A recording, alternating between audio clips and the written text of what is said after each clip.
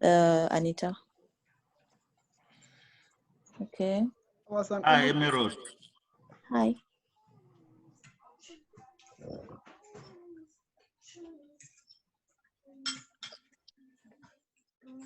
Emerald, Lana solution. Okay, that's Koshi, right? Yes. But for some reason, I don't know why. For some reason, what? I can't convert it on I can't convert. At the end of the class, I couldn't see the video. Really? I don't know. Telling you. Brian. Yes, Koji. Can you take the host? So after the class, we're gonna visit the video.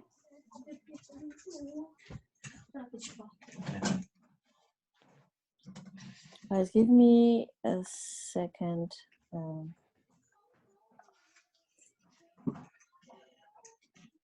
Okay, who else? You're good, right, Koji? Emma, I won't be able to see the video after this. Thank you. Okay. So who else? Brian.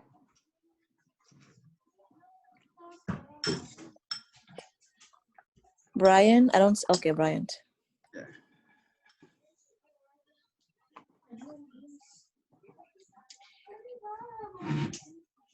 Anyone else?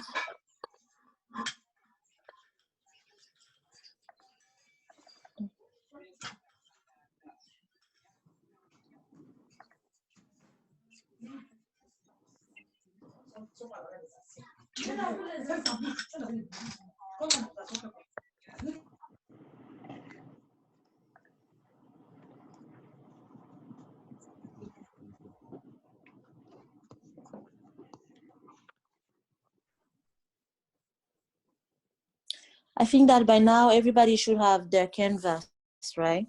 Access to the canvas, right? Correct. Yes, Emerald. Okay, good. Me, I don't have access to Emerald. I just saw the message, but no. I don't have. What's the password? It will be Canvas. You should have the password in the email. Oh. But make sure you remember that password though. Okay.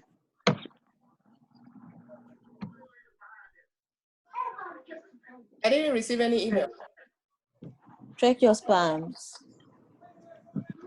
Okay, so Emerald, I got like about five emails, and then I signed up for the Canvas on my my phone. I wanted to sign up on my computer. It said that the password I put is not the right one. Like when I was signing up, I put in my own password. Yes. So when I'm trying to reset it, they say they will send me an email, but I still haven't received one.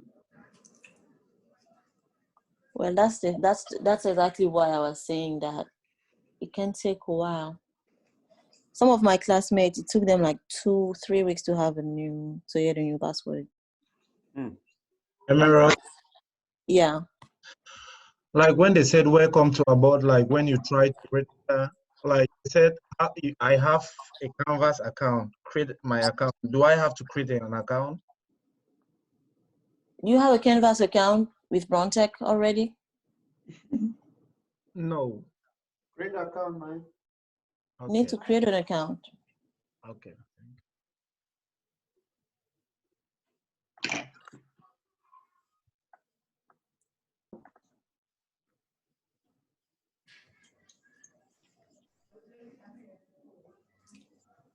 Oh my God. It's what? So the email has a password, Emerald, or are we to log in our own password? Excuse me? Do we have a general password we use, or do we? I have to create mine. You create your own password. Yes. Thank you.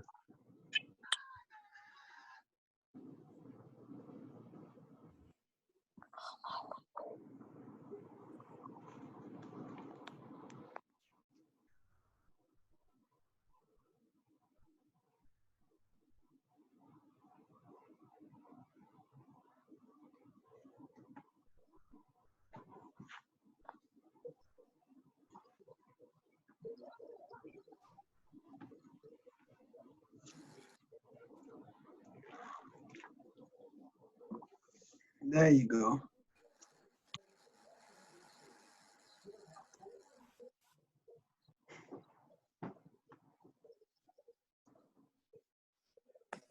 Okay. Did you guys do Hey, the Emerald, assignment? I didn't get the email. What? Well, if you didn't see the email, go to your class leader or to your group leaders and send the main emails to Prof. Anyway, Prof would be here soon, so he needs to talk to you as well. Thank you.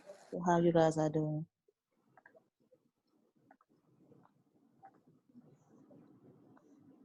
Okay, I'm good. I'm right. Shit. So you guys have any question on what we've been seeing so far on database link? Today we are starting a new chapter and we're going to end it. And you guys will have more assignments. So did you guys do the assignment? Assignment, I'll show on again now. I got a question. Sure. What is it? I cannot get why you say a private link using to global database name. I don't get it very well, this one. And I want the difference between, you say, why you create the database link for the current user. Mm-hmm. The one place it say, let me see. It say, this current user can have the different user, but I don't know. I'm not getting well this part. Okay, let's go over it then again. That should be good. I don't get well the like why put the create database link is give the name the remote database, put it that that as that's ACME dot com. I don't get well that command.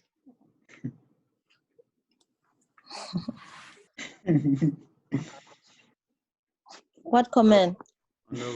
Why you go to the camera? Mm-hmm. Why you go to the camera? You go down.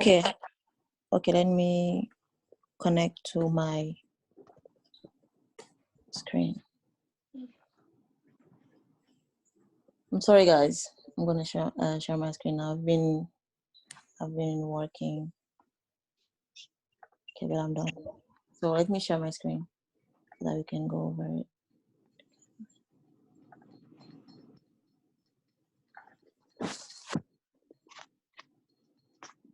Okay. 426. Guys, I guess you guys noticed that this DB2 goes really fast, but you learn a lot. In 3 months, you'll be like a different person.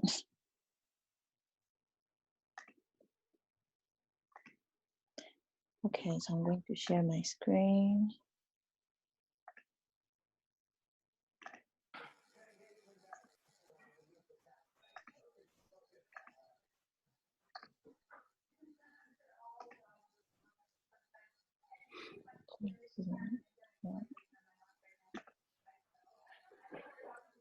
Okay.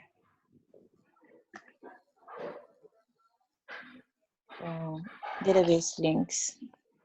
Okay, so where was your concern? If you guys have any question, because we won't go back and read it again because we read it last time.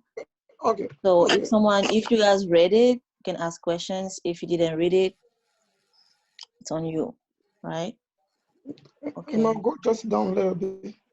You go too fast. Okay. Up. Okay, hold on. Oh, okay, go up just one more time. Okay, I said that's command here. The first command here. Created the database link. Yes, like that command. I don't get what was it just mean. When I try to read, but I can understand it just a little bit, but I don't understand it very well. And Okay, I'm going to, okay, I understand. Last time I showed you guys, this was like for 10G. So I'm going to quickly explain that. Let me create a new section. I'm going to show you guys. This is, okay, so this document, that the lesson that we have is basically for 10.2 release, and you guys know that you guys are not using 11.2. So that's why there are some things that are kind of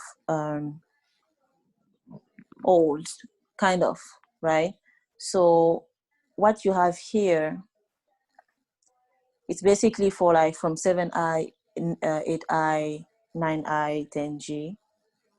And here, this was like the old way of doing it. So let me show you. For example, you connect to,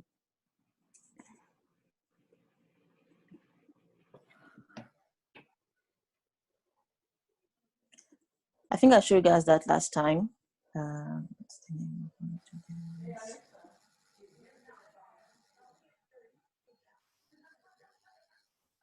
No, that's not the one.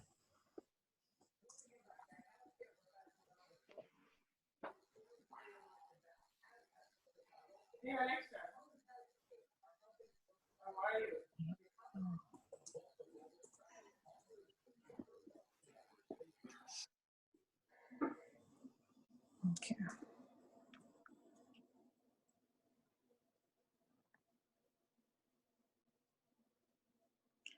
So last time I showed you guys that this was like the old way of doing things. The global name would look like a web address. So this is global underscore, right? So you see that it's the same format, right? yeah. You guys are familiar with Netcar, right? But other than Netcar, we also have Network Manager. You guys heard of Network Manager? Excellent. Close that terminal.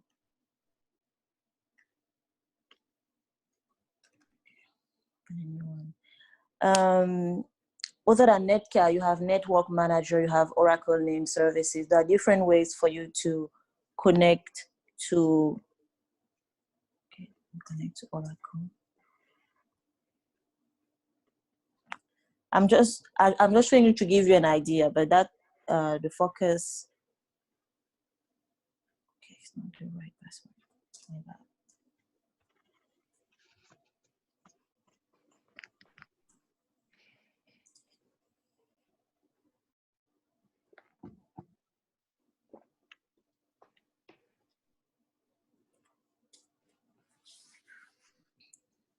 Okay, so let's read here. I think it's here. Okay, here it reads that in earlier release, you define global database links in the Oracle Net servers. The Oracle name server has been deprecated. By now, then they say now here is by 10.2, right? Not by 11.2. You can use a directory server in which databases are identified by net service names, right? So I'm going to show you. So here, for example, we are using Oracle Net Manager. And from here, you guys would see you have like the profile, right? You have the service naming. And you see that in the service naming, you have like, okay, I have two databases only for 10G, like dev and test 10. And you see that with advanced settings, right? You have the global database name, right? So back then you were able to use, I mean, you still can use 10G if you want. You can still use 9i if you want. But so you were able to use just the global database name link, the global database name to have access to objects in another database, right? So your listener would connect between different databases, right? because you would have the global database name, and you would use that when your global database name was set to true. You would only need to use your global database name. It would be used as a link. So the name of your database link would be the name of your global database name, right? And any user in the database, in any database, would be able to use that to have access to a specific database, right? For example, here, the database name is dev, right? So any user that is part of the global, right, of the service, right? Any database, any user that would be, for example, part of test 10 or any other database that would be here, that user would be able to use a database link with that name, with the name of the global database name, to have access to another database, right? And the user creating that database link would be able to have access to the object or to the other objects, depending if it was a public database link or a private database link. Does it make sense?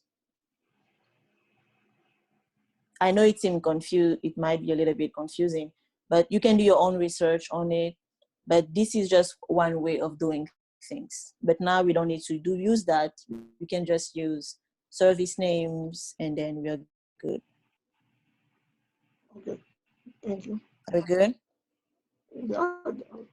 Emerald, I have a question. So in this program, are we going to be learning anything different than 11G? Yes. Okay. Not in DB2 though. In project. Okay. So yes, as you can see, all the databases are part of the global naming service, and it's from there that you can have access to other databases using it. So yeah, I'm good with that. So it's just to show you that, to have an idea, like, where is this coming from? What is this? Okay. And create public database link. That one we did it last time, right? Okay. Yeah, that's another one too.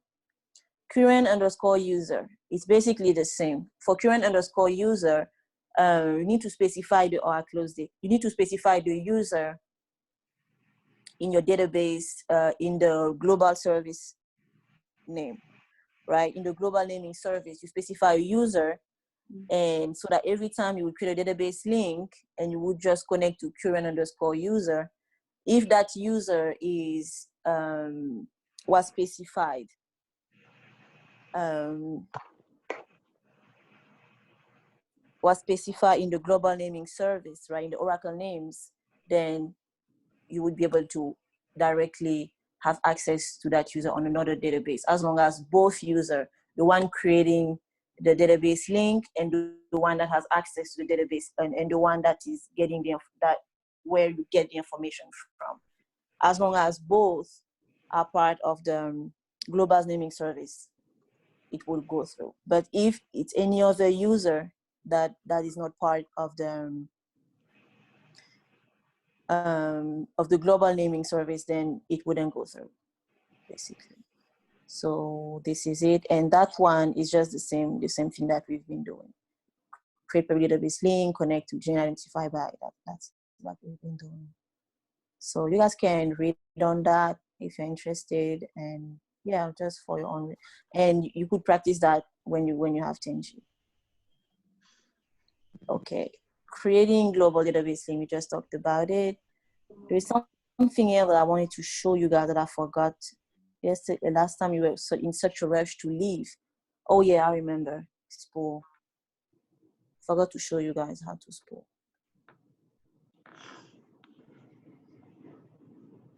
And it came back to mind, but I totally forgot.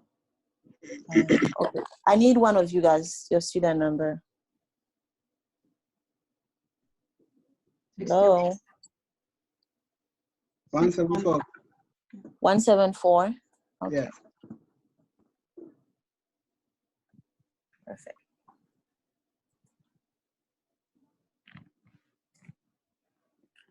Okay, Can you give me a database that you're using that's active right now? You can use the ORCL. Okay. You have ORCL and TLSDMO? Yes. Good. Okay. So how do you submit your assignments? Last time I told you that I showed you guys how to submit, but not actually the different ways. You know that sometimes when something is too long, you might not be able to view the beginning, like especially if it's a long job, right? So especially with PuTTY, so the way to do it is you make sure you know in which directory you are, right? So pwd. So you know that here you're in /oracle /home/oracle, right? So you connect to SQL and you spool and you give it a name. Let's say test, right? Okay, let's before that. Let's list what you, why do you have a database, a live application of a database here? Anyway. Not that. You say what? Why do you have system and CSOX here? You back up to here? No, that's my play. I got confused, so I back up some of my stuff here.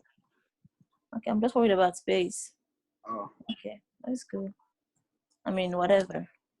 It's your server. Okay, so you see that from here we have all, normally you shouldn't have all that, but whatever, it's okay. So let's just pull and let's create a file. Let's name it whatever. Test.shell, right? So everything that you will enter, everything. Let's pick a big table, right? Select all from DBA _ table. That's a big one, right? So you see how big it is, right? And of course, if you once you'll be done with your work, you wouldn't be able to just go back, right? So you would definitely need to have everything in a file, right? Right. Okay, that's enough. Okay, I cancel. That it was going to take us a while. Okay, if I go back to the first, you see that we cannot see the first, right? We cannot see. Okay, so I'm going to spool off. So you just pull off. Actually, semicolon is not actually needed here. So you just pull off and then you exit. And then you list it. You see we have test.shell here, right? So yeah, so we know that on PuTTY, you know, you cannot have like really big, a lot to read. So let me show you guys. Actually, let me connect to his server. It's student 174. So I'm going to show you guys how to submit.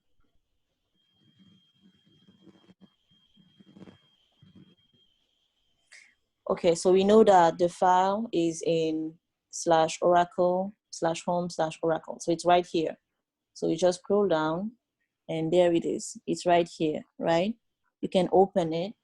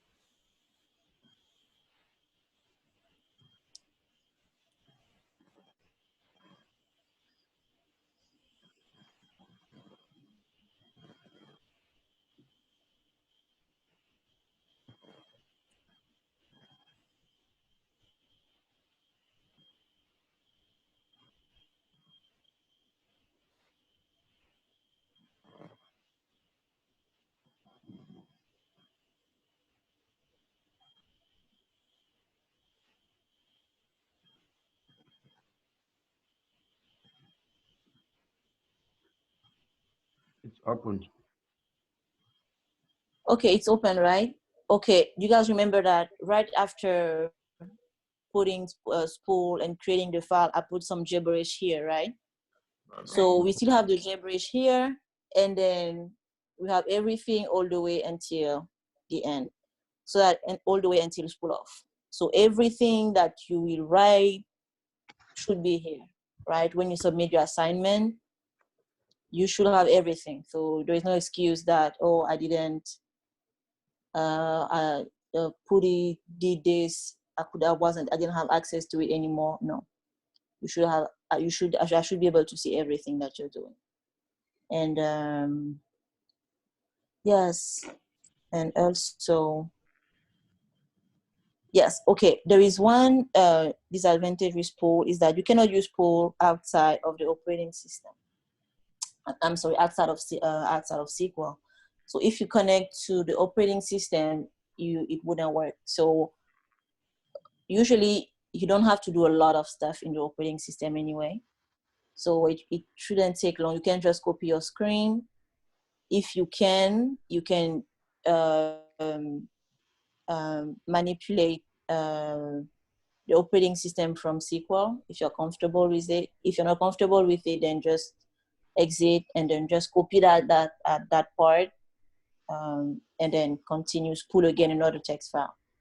And you add everything together and then you submit. You can submit more than one if you want.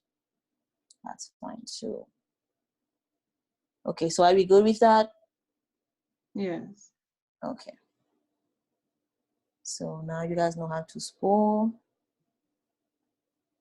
Let's go back to the lesson.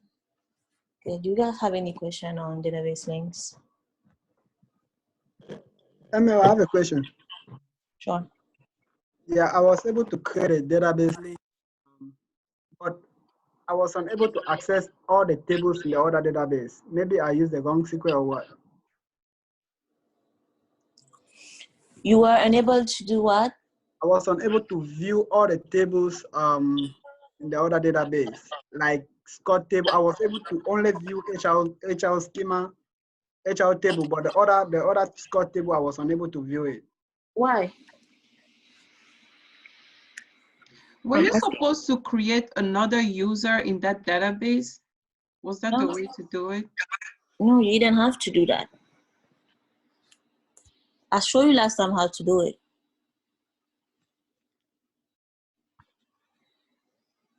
Okay, I'm going to need some. What was your question?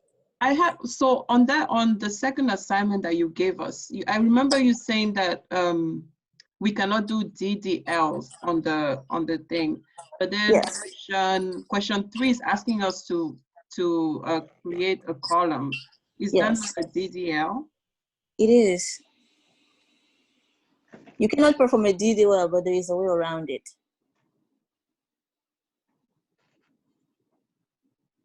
Okay.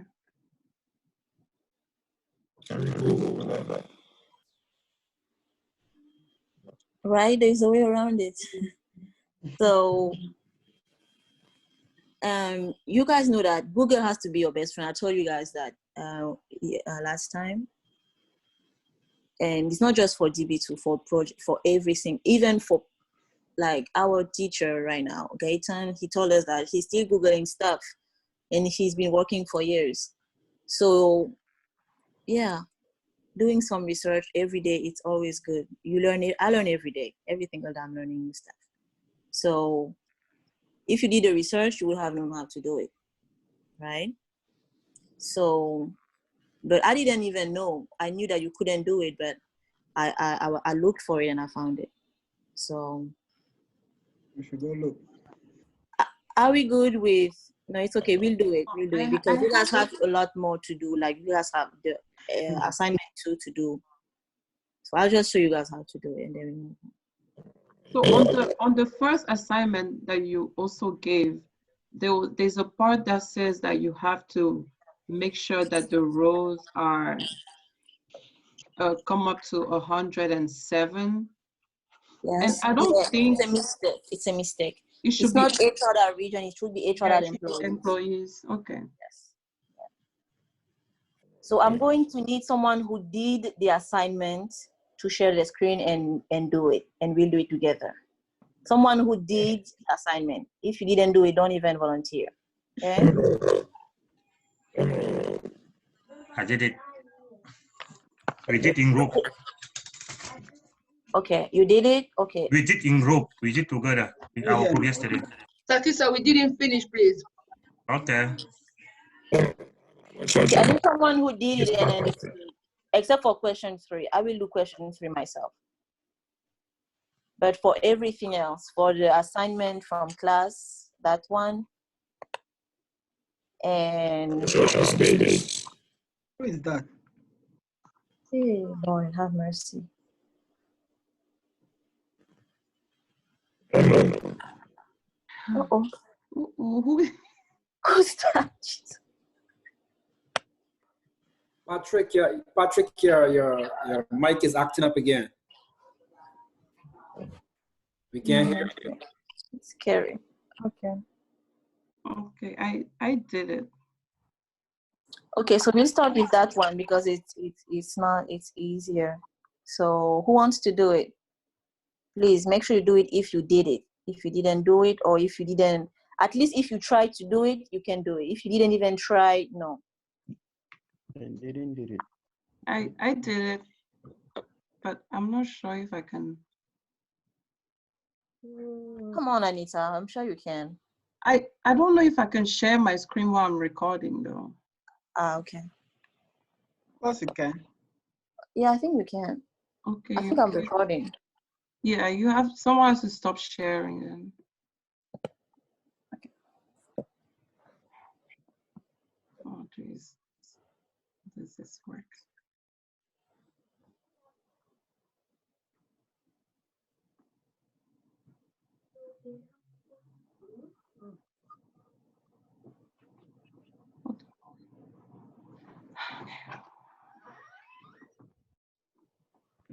All right.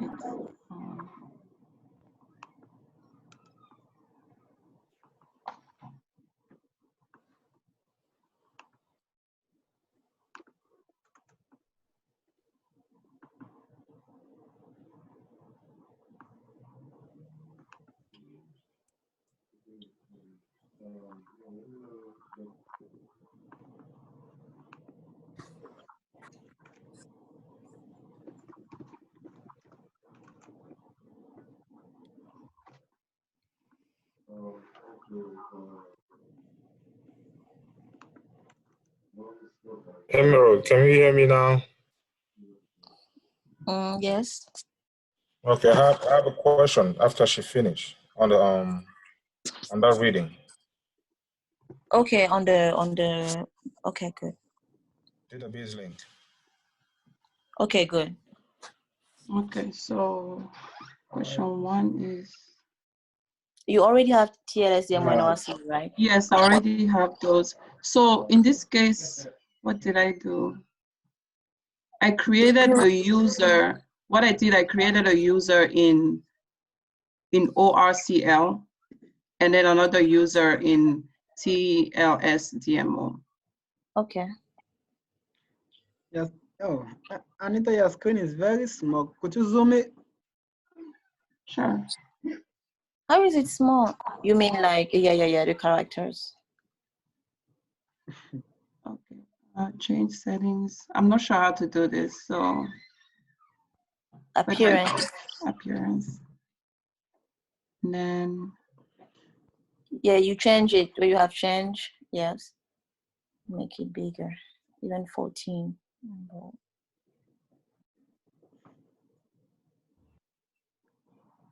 better. There you go. Yeah, that's good.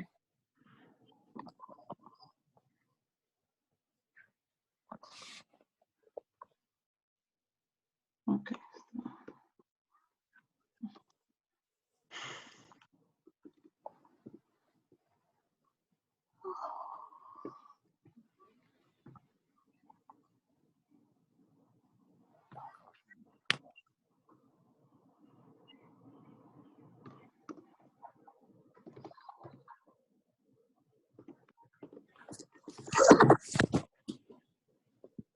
Okay. Okay, so you have the database links, right? Yes, I do. Should I create different, give them different names? No, I want you to first view all the database link that you created, drop them, and do it again with the same users. Okay. Give me a sec.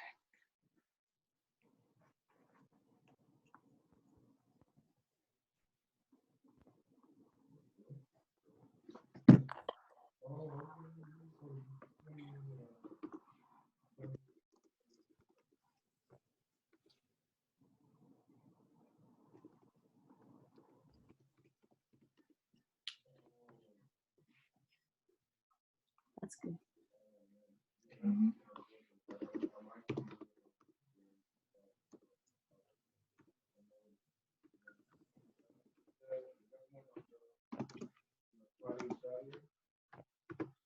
Oh, Anissa, you cannot see the bottom of your screen. Okay.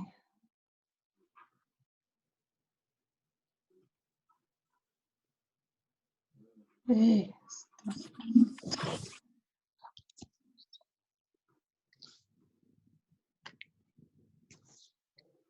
okay, I'll do this if I can.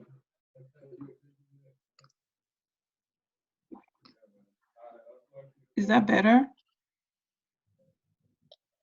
Yes, I can see now. I'm good.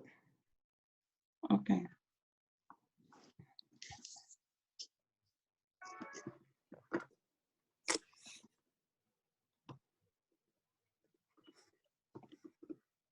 Mm.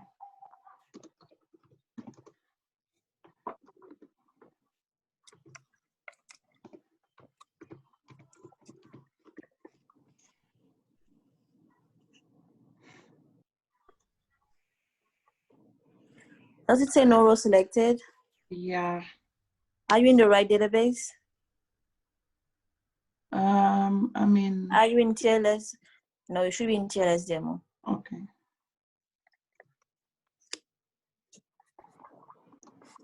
Hello?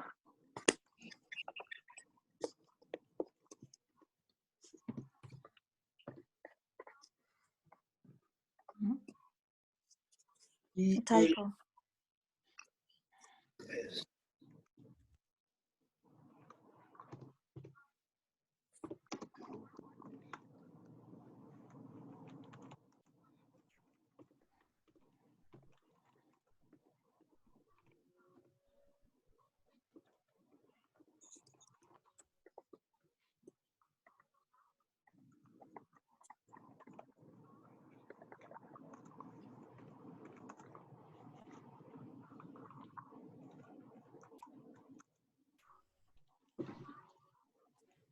Okay, so I have to drop these links, DB link, all these links. Yes. Okay.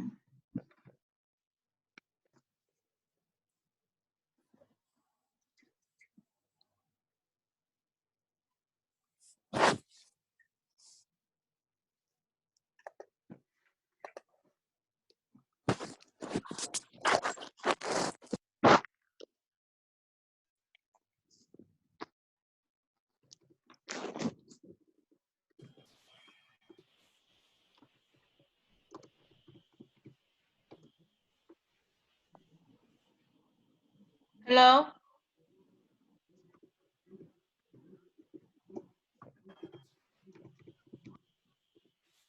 Who is that? Yes.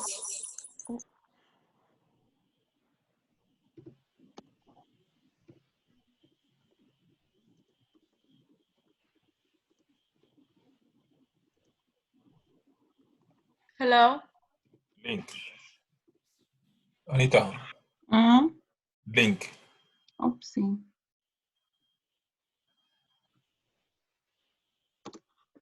The name of your data is DB_link, I guess. Oh yeah. Hello? Who is that? Could Please let me.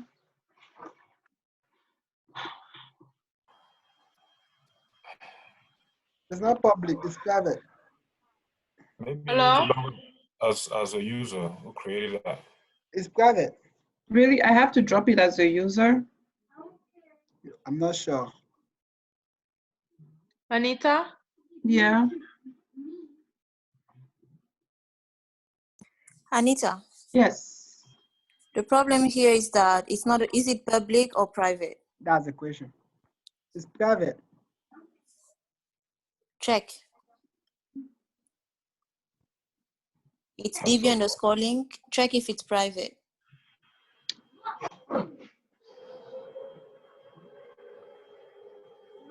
They're all private. Oh, this other one is. No, they're not all Yeah, private. this other This one Scroll one, is. down. oh, this one is public. Public, This yeah. is private. I think I only have one public, so they're all private. So if Okay, it's, but I'm saying that drop database link DB underscore link, but where is the D? Okay, fix the line size. Set. Okay. Okay, one moment. Select the set line size. select, set or select? Select it again so I can see the different, the same SQL statement. You can just copy and paste it. Select which one? This The one? first one for the DBA underscore DB link. Yes.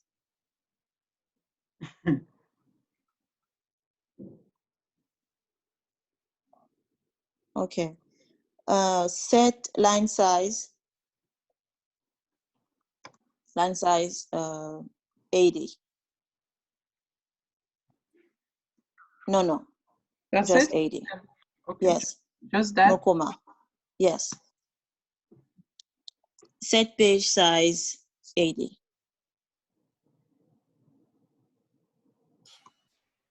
Can you explain a little bit, Emerald, about setting the line size and the page thing? Okay, we talk about it next time. Set, that's not it. Also, set column DB underscore link. Column is not good, Anita. Column, you put in on column. Go back. No, it's good. It's good. It's good? Come on, stop. Yes. Anita, you're not even sure what you're writing? I what? Column. Okay, no set before, just column, no set. I'm sorry, I mean set column, but it's set, it's column. Yes. So set column, space, DB underscore link. Set or don't set? No, it's no set before. That's just the way of saying you said it. But, okay, DB underscore link, space, format, space. Let me check. 1, 2, 3, 4, 5, 6, 7, 8, 8, 12. 8, 12? 8, 8, 12. Yeah, 8, 12. Yes, enter. Okay, now set line, column DB, column username, format 812 as well. Okay, that's it. And then enter again so you can see like it's not too much like that. Okay, enter. Okay. So we have HR, we have HR underscore link, Benson underscore link, OE underscore link, ORC underscore link. So you see that we don't have the DB underscore link that you were trying to drop earlier, right? Oh, yeah. Okay. All right. So you have 1 public and 3 private.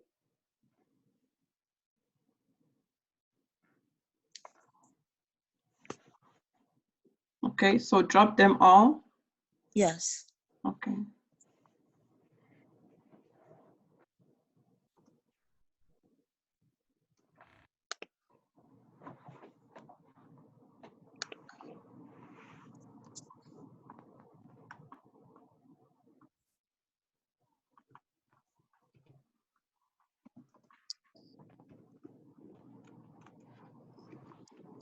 Honestly, I don't know if it's possible, but let's look. I don't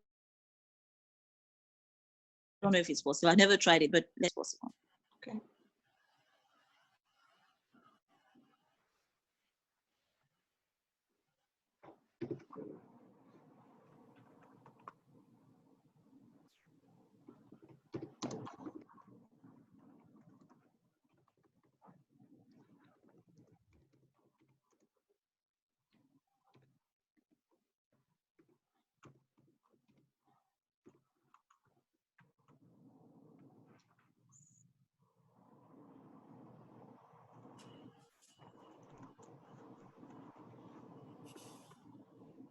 What's wrong with that one? What do you think?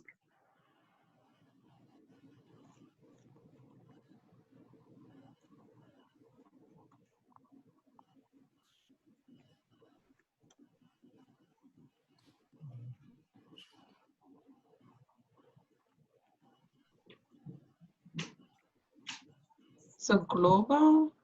It's the right spelling, Okay. but that's not the problem. Is it because it's a global database link? No. Because Benson created it? No. Benson didn't create it. Or he did. But drop the other ones first and then we'll do it. You see that the one you drop belong to sys, right? And you're connected as sys. Mm-hmm. Yeah. The second one is public.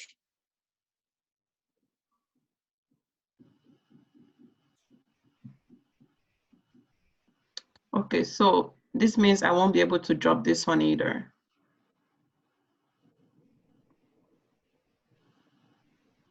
Right? Go ahead. Okay. Let's see.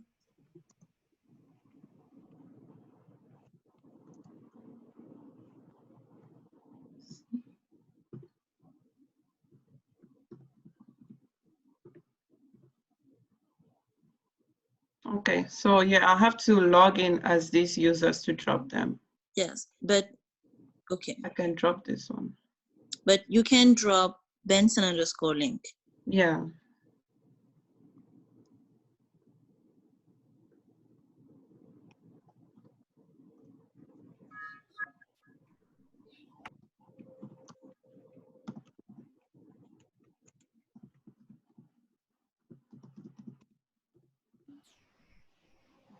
But for the other two, you need to connect. Yes. So these two.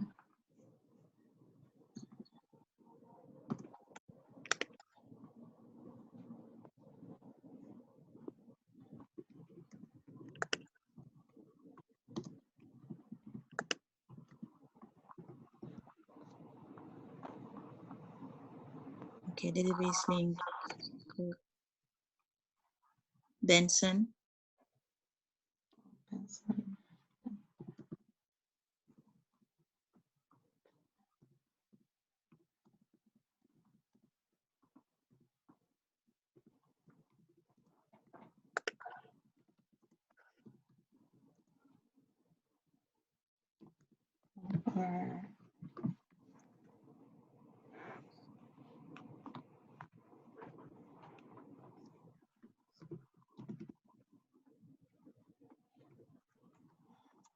Okay.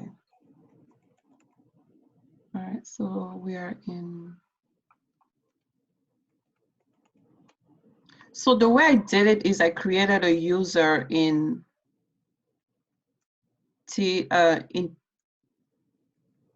in ORCL, and I gave that user DBA.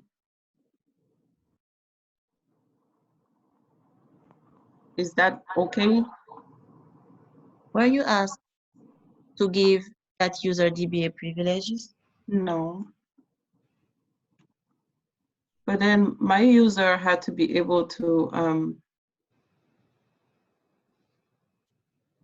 oh, my bad. I'm actually thinking about the second assignment. Yes, that's it for the second. Yeah, okay, create link session. That one, you don't need the DBA privilege. Okay.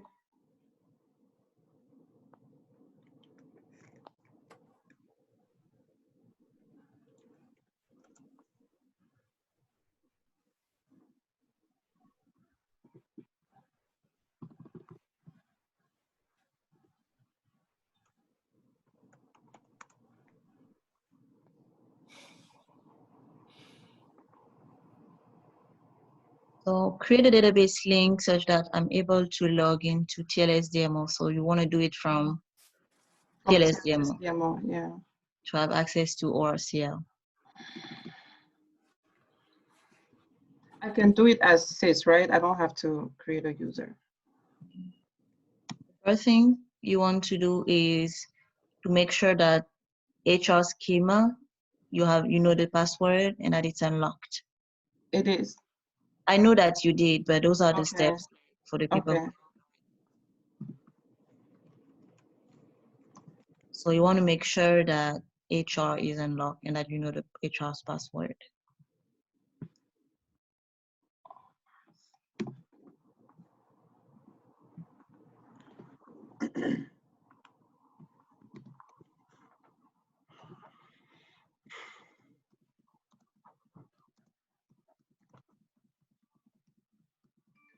Identify. That's okay. Typo.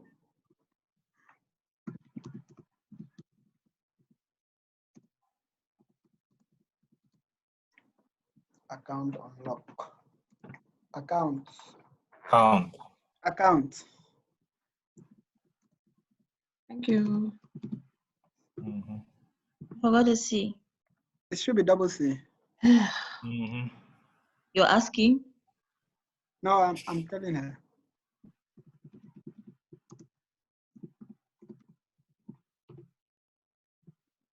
Okay. Also, yep, that's it.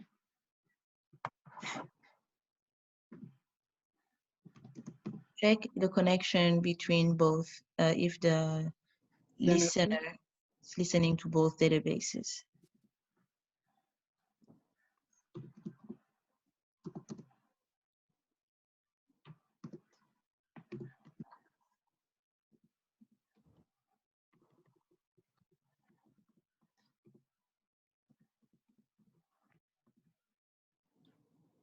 Good. It's listening to the first and the other one.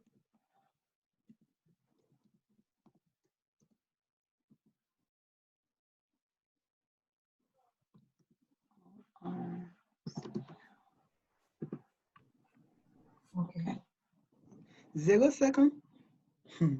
Yes, that's very good. That was fast. It means that she checked before,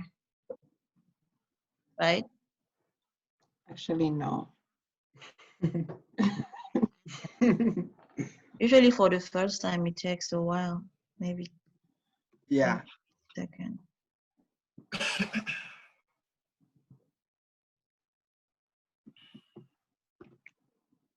Okay, so I want to create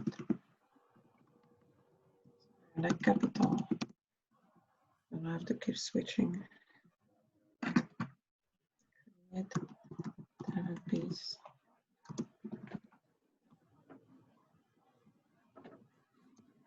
Anita, you want to create it as SIS? Yeah, I mean, it doesn't specify.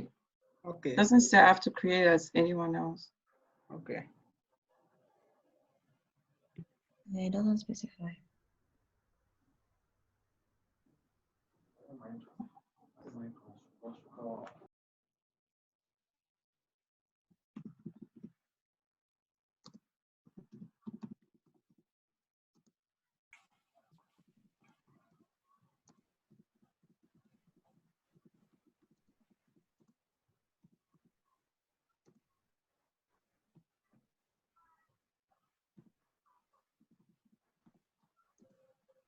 Identify.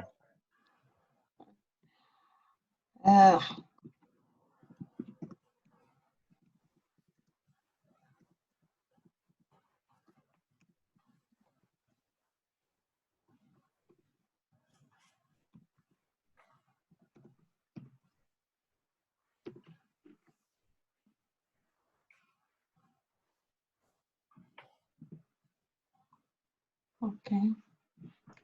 So And you want to select all from each other regions.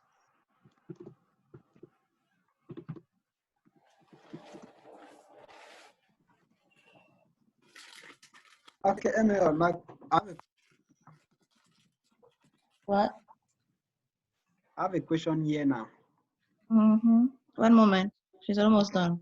Okay. Verify if the output is 107 rows. Instead of A short region, it should be A short employees.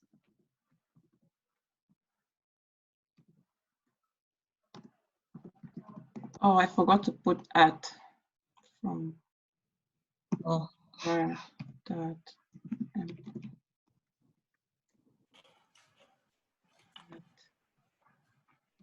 RCL.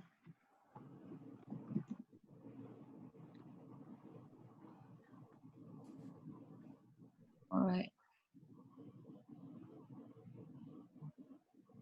I already did this.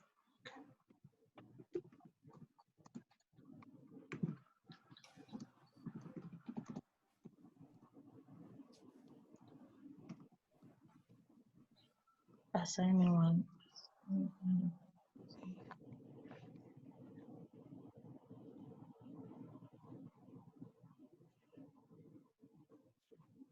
Okay, so we're good with that one. So Koji, what was your question? I was asking if she could actually describe Scott table using the database link. Of course she can't. I cannot, because the link is only for HR. She can or she cannot? I cannot. Oh. It won't even matter. That was what I was struggling to do since morning. Really? So what if you want to have access to the entire database? How would you specify the SQL statement? We are getting there. That's the next one. You have your notes for the other one? Yeah.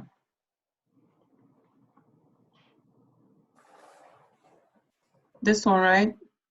Yes. So create private database link owned by Benson to have access to all the tables. So like I said, over here, what I did is I created a user and gave him DBA privilege in ORLC. Okay. And accessed, created the link to access that user. Good.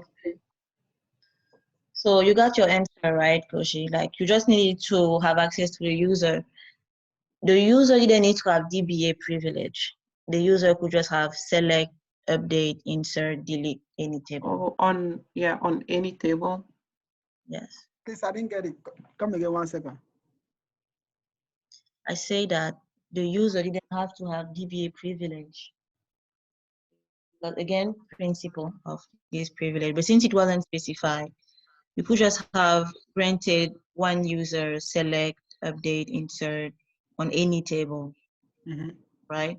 So that the user has access to any table. And that's it. Or grant DBA.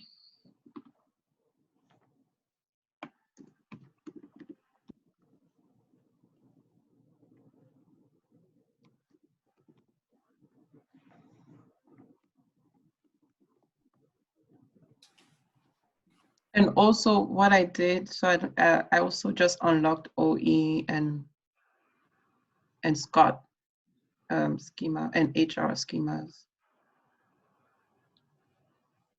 No.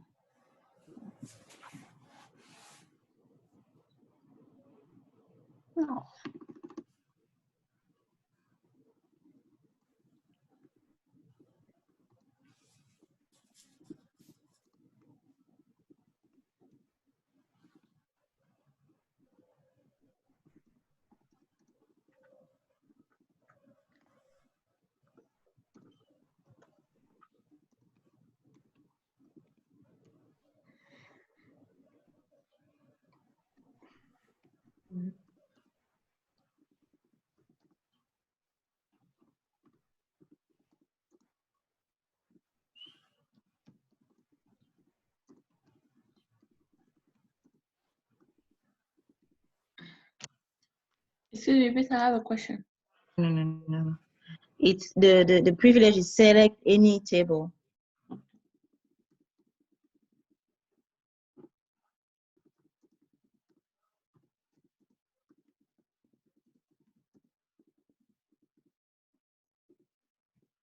And then update to, right?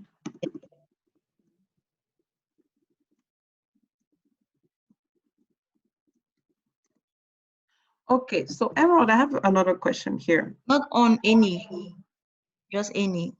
It's a system privilege. Yeah, what is it? So,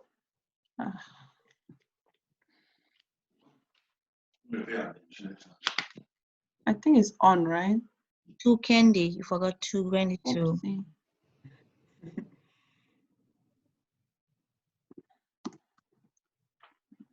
Emma, please, I have a question. Yes.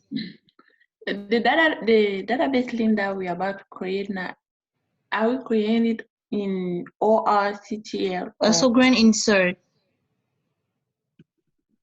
for the other question. Candy.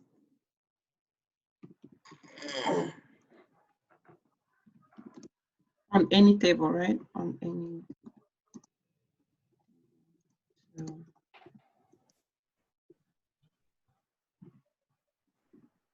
No. So grant insert any table. It's a system privilege. Just use the any for all of them. Okay.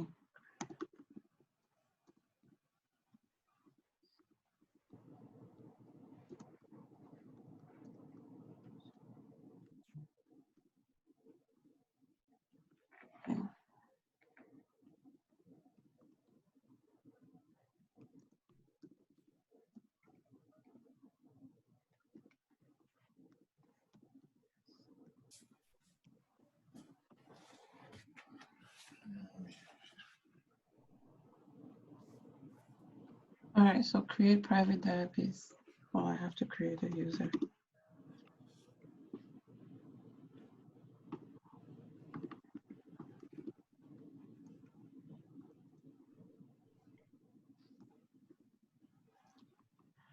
I already have Benson, right? Yeah, should I drop him? No, it's good. Just Okay.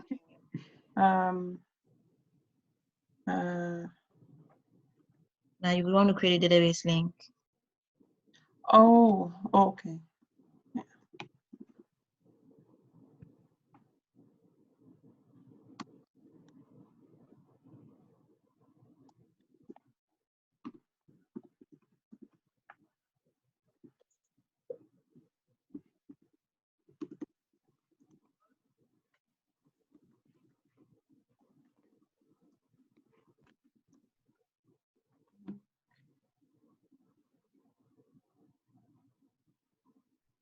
I already created an OR. Okay, it's gonna be Benson.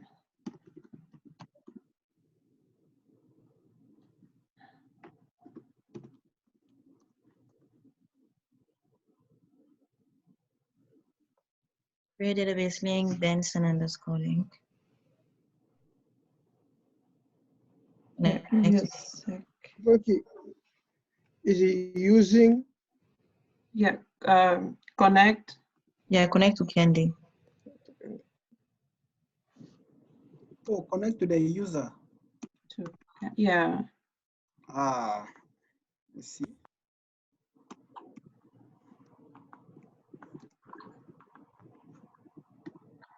You see, like when it's like that, and when you do the assignment and you struggle with it and you see how it's done, you'll never forget it. No. Never. That's But right. when you don't do the assignment and you come and you see what people are doing, you won't understand anything. Okay, using service name Yeah, string. ORCL. Oh yeah, my bad. Like using the database. Yeah. Oh, I see.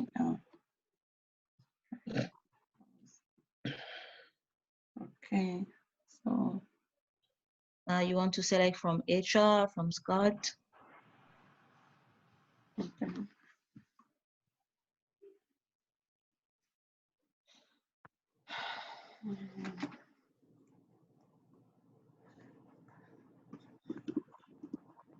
Yes.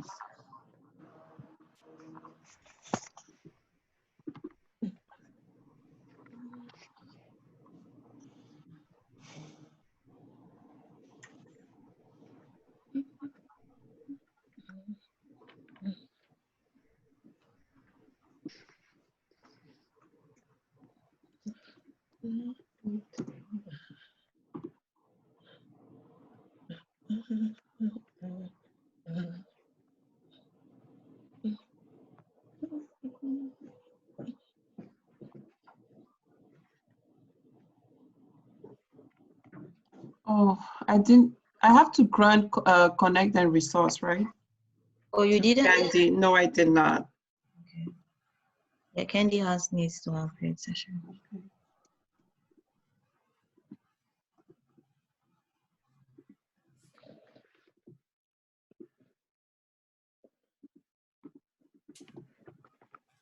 Um,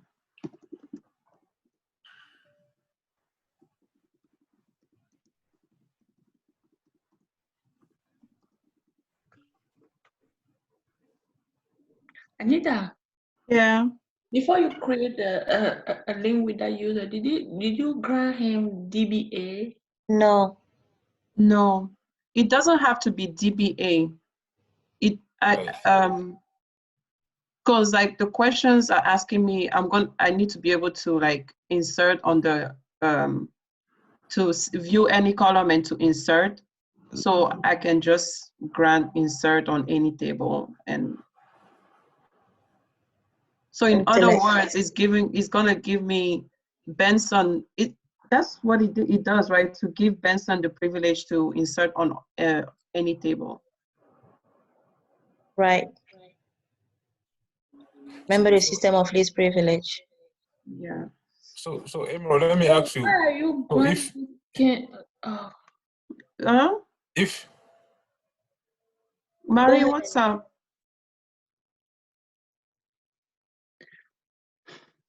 Go ahead. Emerald, if you grant DBA to Candy, do you still grant him resources and? No, you don't need to. Okay.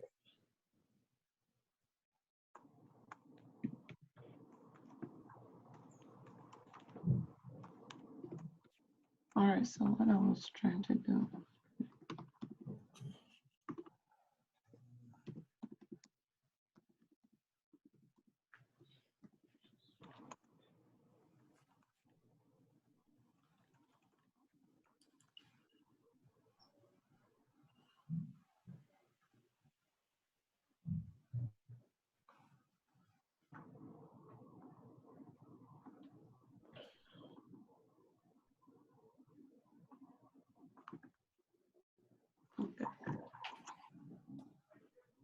The same, but for HR.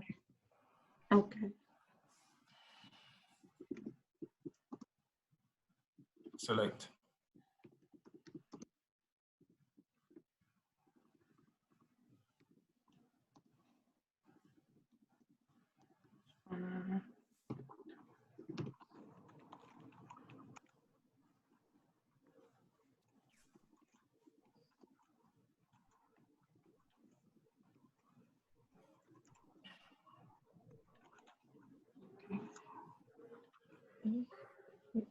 So create a public database link to have access to HR schema only in HR.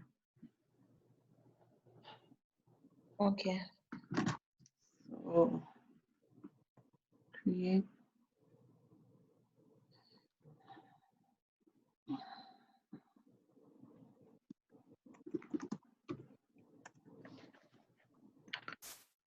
Anita, are you still created as a user Benson or Yes.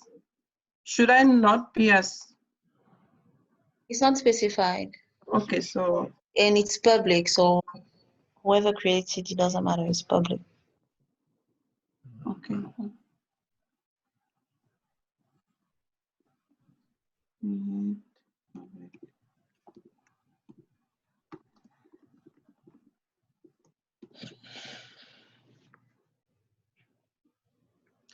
So this is gonna be HR.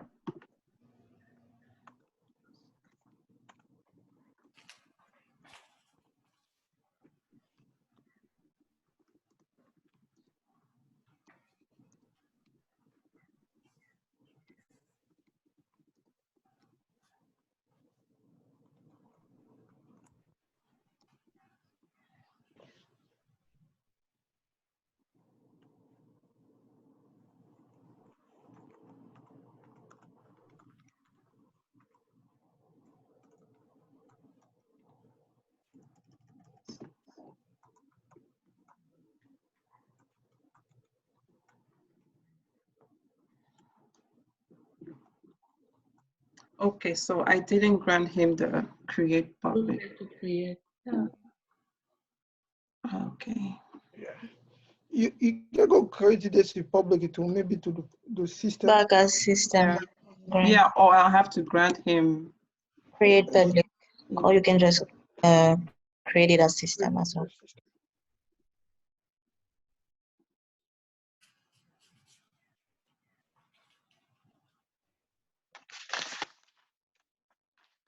Okay.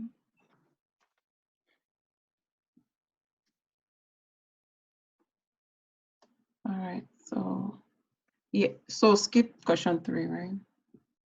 Yeah, skip question 3. I'll do that later. Question 4. So using one of the database links created, insert into scott.dmp. So I'm gonna use the one I created before, which was the Benson link. So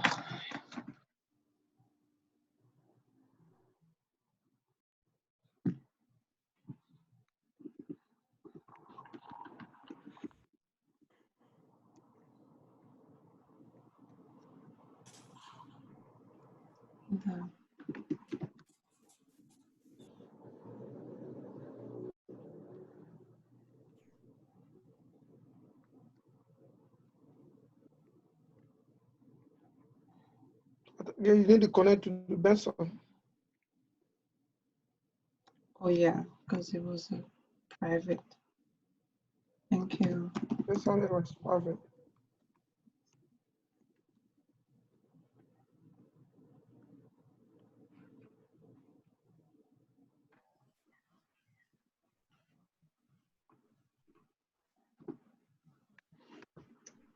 Okay.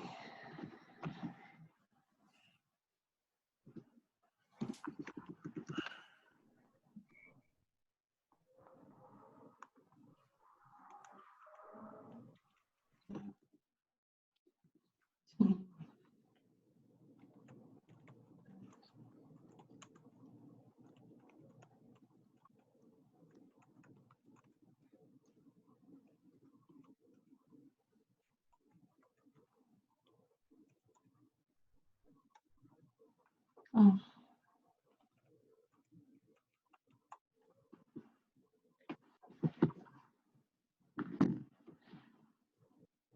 Describe wouldn't have been the best option. Select. Yeah, select all.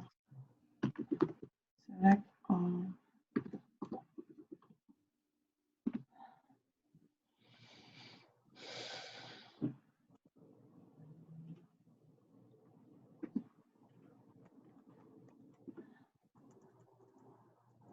All right.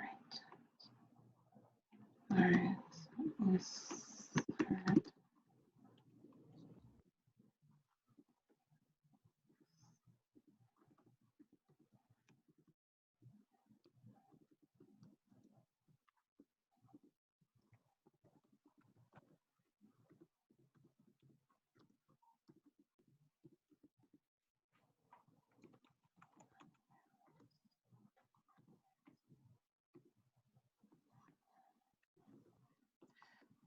Another question. So why does it appear in that order when you create it? Because I was thinking it was going to appear like in alphabetic order, or, you know. Yeah, normally it's not. Order. Yeah, normally it appears at the bottom. Not sure why it appears like that.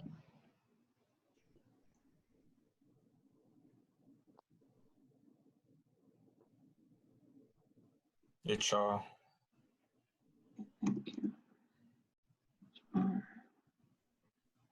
Thank you for the number. You don't need this pen.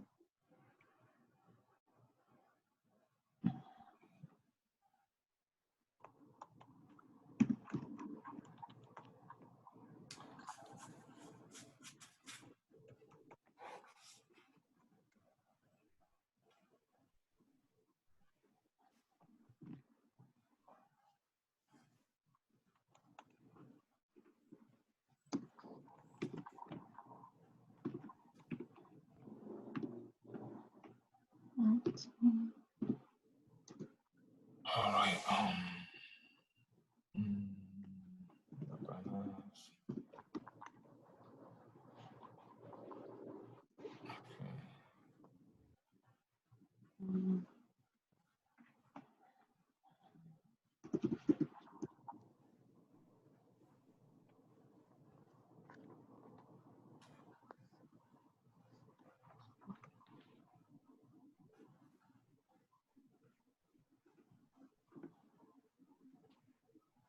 There you go. Okay, so you're good. Insert it. Use a DB link lock table. Okay. HR in exclusive mode.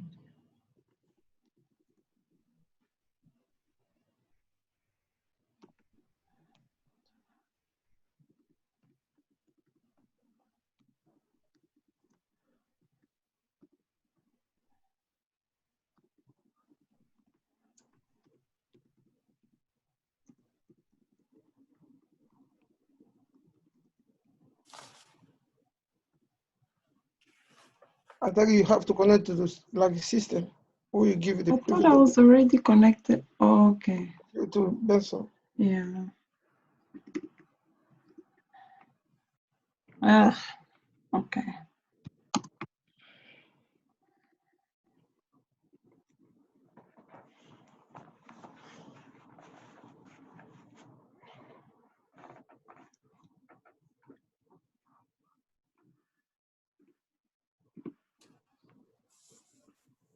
Interesting.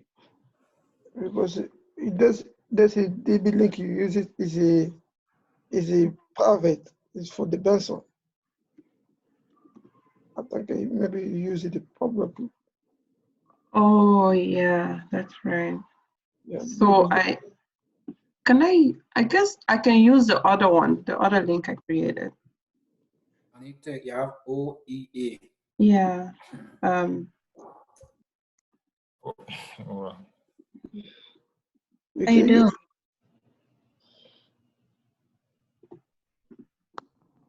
Okay, so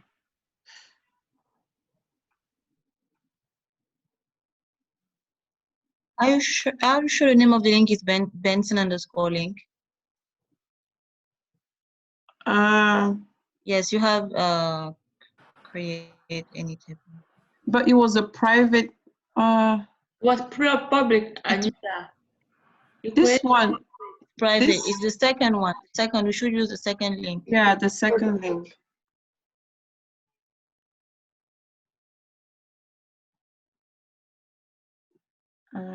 What was the name of HR? It was Benson. No, the second one was, I think, HR. I think it's the HR. Link. Yeah, underscore link.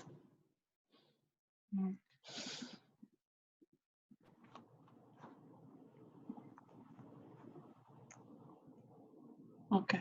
Yeah. All right. Create a private database link as OE to access. Okay.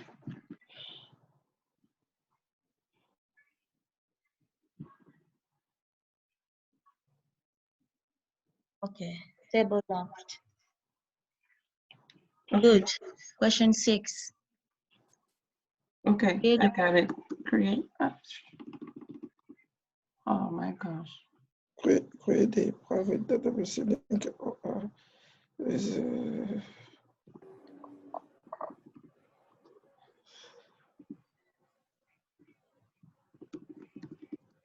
Create.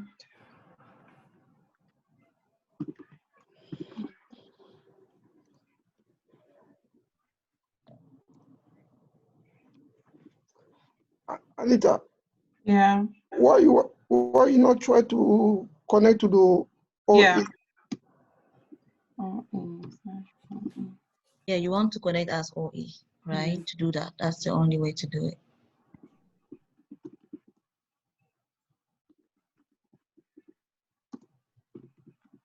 Database.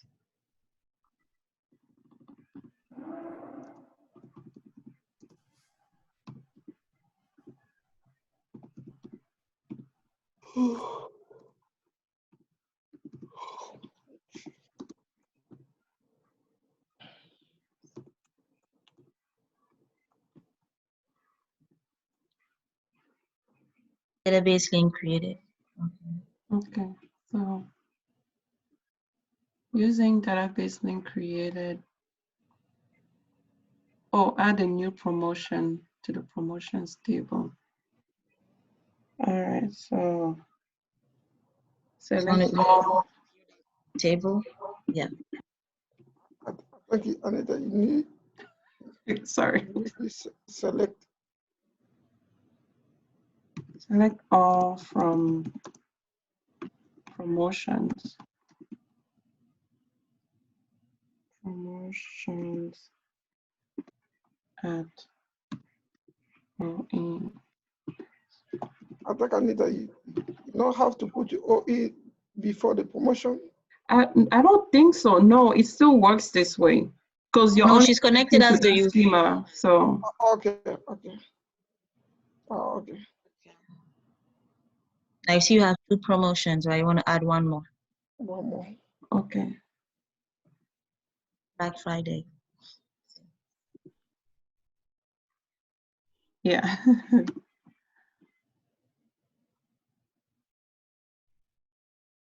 That is so weird. I know I added Black Friday today, but anyways, insert into.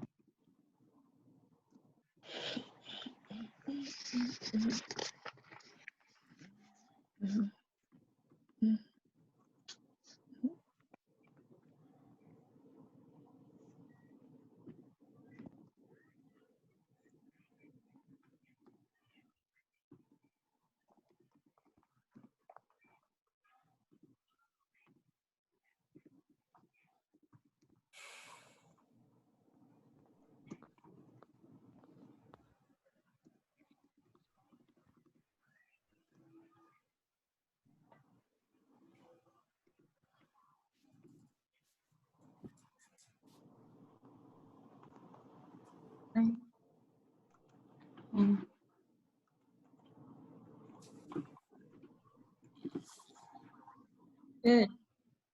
Okay. So using database link created in Select roles and privileges of OE in ORC. okay. So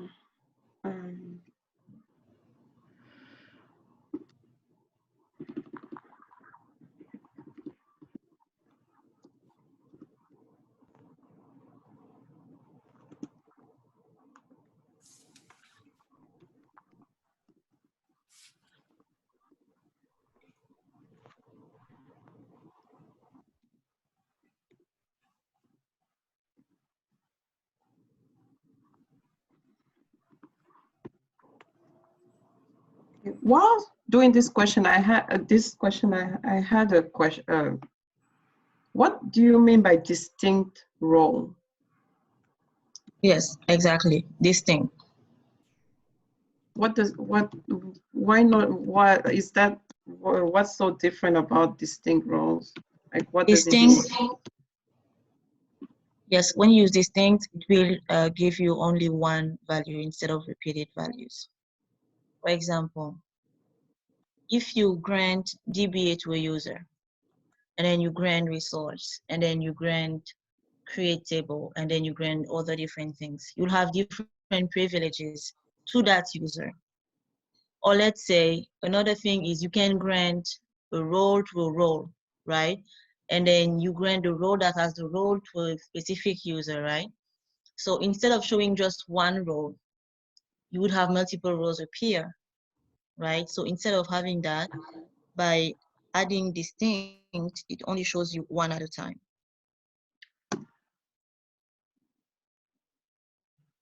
Huh.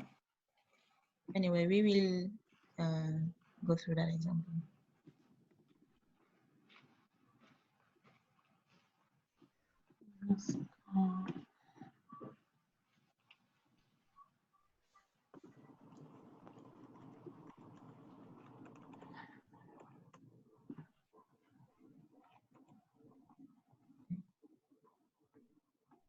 Okay, so does this mean that these are the only roles, like the resource roles, like under the resource role, these are the this is what he's able to do, or is able in this case, since we added privilege, it has to show multiple roles because there are multiple privileges, distinct privileges. See? So this is not a good example to see the difference. So let's, you have a user? in here, yeah. Are you connected? Okay, connect as system. I'm not connected as, I think I am connected. Anyways. You're connected as OE. OE. Yeah. System.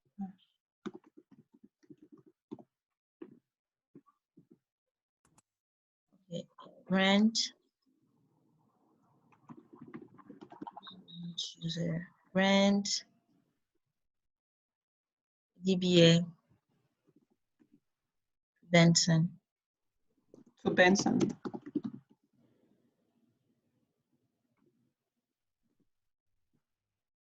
Grant data pump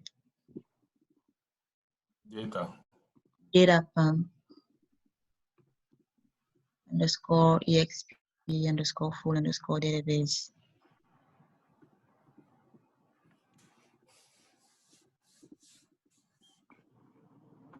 Benson.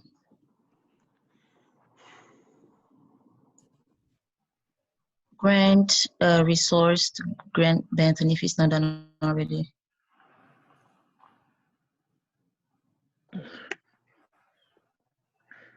Okay, create a role. Oh. Create a role. As him, as Benson, or? No, just create a role. Okay. Create a role. Create Benson role. No, create role Benson or role test or whatever. Benson underscore role. Okay. Grant Add to Benson. Grant DBA to Benson underscore role.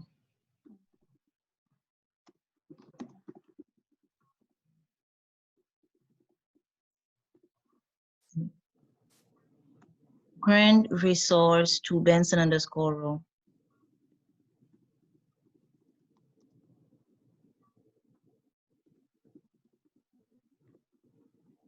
Okay. Now connect as Benson. Oh, no, wait. Grant Benson underscore role to Benson. That's Benson underscore role to Benson. Underscore role to Benson. Okay, connect as Benson.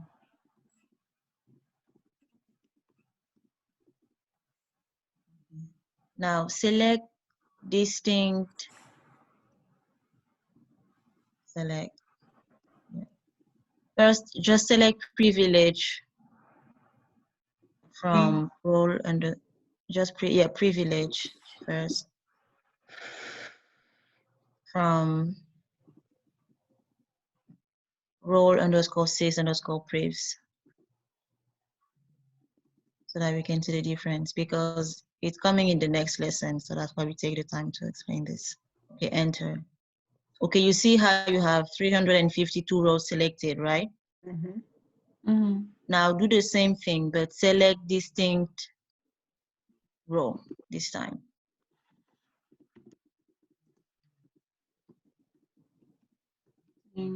Distinct privilege. Distinct privilege from role underscore sys underscore privs.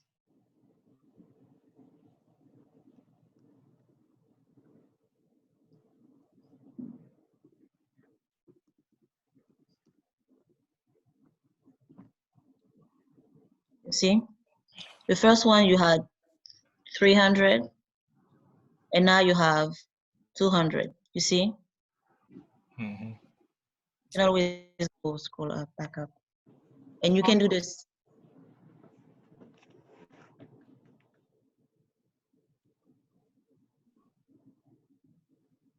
Okay, so that just means like it breaks down those rows that include multiple rows under it.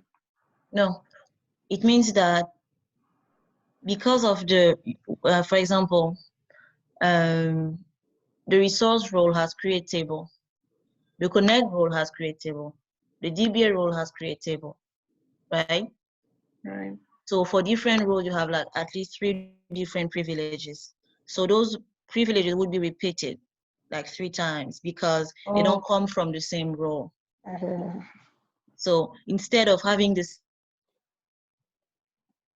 same privilege repeated, it would only, you only have one, it would only appear one at a time since it's the same privilege. Oh, okay. You can do the same for select role from and distinct role.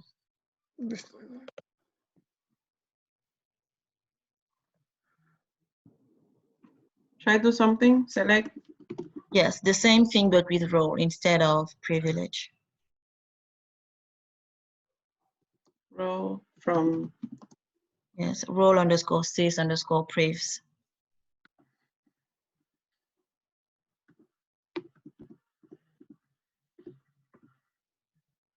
You have 352, right? Yeah. You do the same. Select distinct.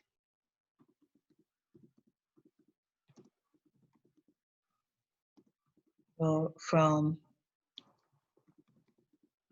role underscore sys underscore privs.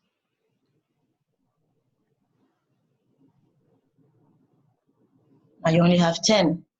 The other one you had 352. Oh, wow. Wow.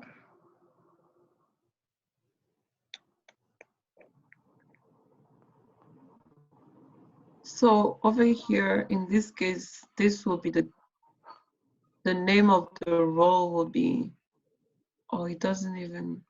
These are for all the privileges that the DBA role has. That's why you can see all the DBA, that's a role, right? But you notice that in the table, role underscore sys underscore privs, you have privilege and admin option, right? So for every privilege, it would give you the role, right? But you only want to know the specific roles. What are the roles that that user has, right? And you can see that he has export, DBA, scheduler, resource, import, data pump, connect, Benson role, and you see, Okay. instead of having 352 roles, where you will have to take the time to check which one you got, right? Yeah.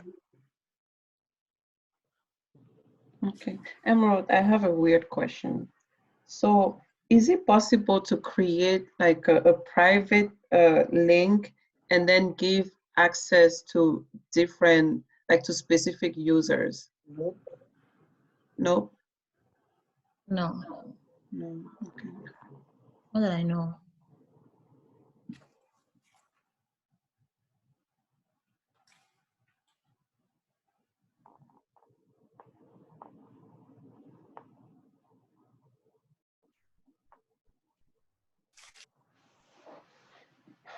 Okay, so we're good. So we can take a break and we'll come back in 30 minutes. We're good? Or I can do question 3, maybe. And Yes. Yeah, do All right. question 3.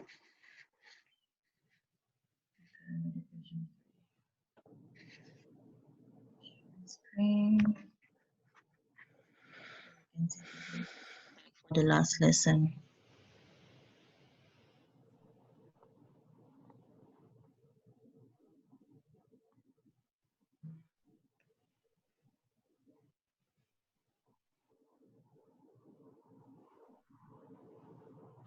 What was the question again?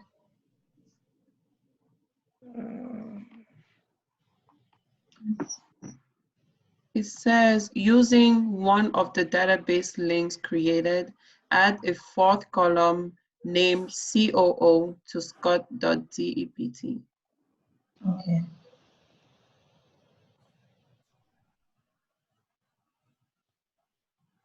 So I'm doing it from Teresemo. Yes.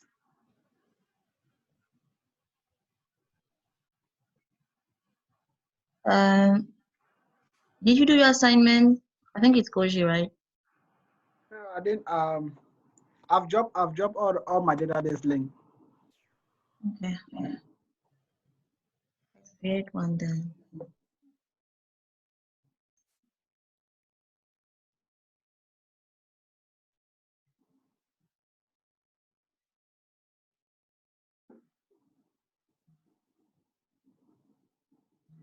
I'm just going to create a random one.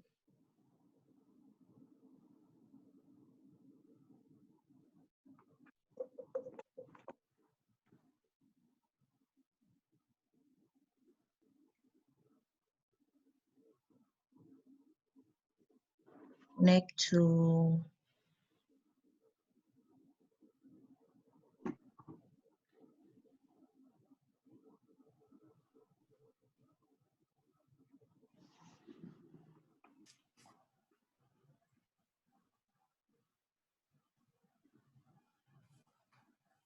okay. So now I'm going to have access to all the objects owned by that system has access.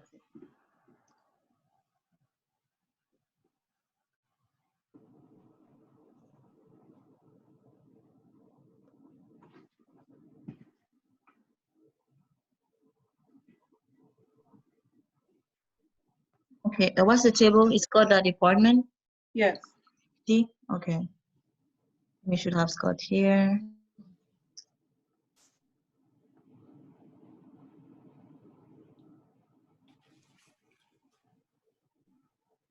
So I want to add one COO, right? Yeah. So I'm going to add it here and then make sure it's not alter table.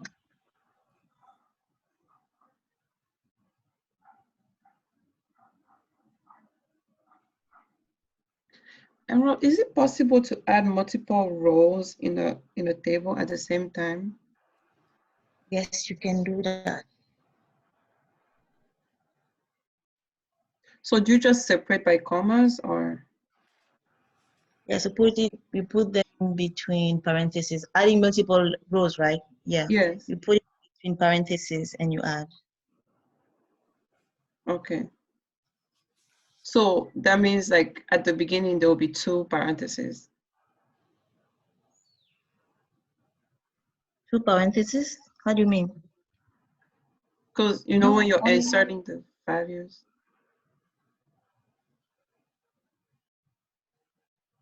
When you're inserting the values, you put a parenthesis and then you put the string.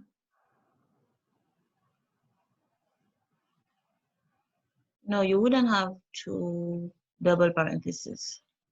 You'll put them between parentheses and put a comma between each and then put another one and then comma and then another one, you see? Okay. Wait, we'll do that. Okay, add COO.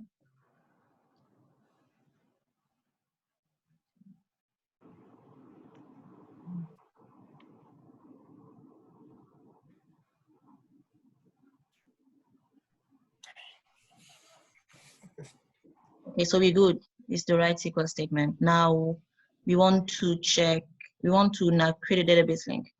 Now, normally the DB link would be alter at test.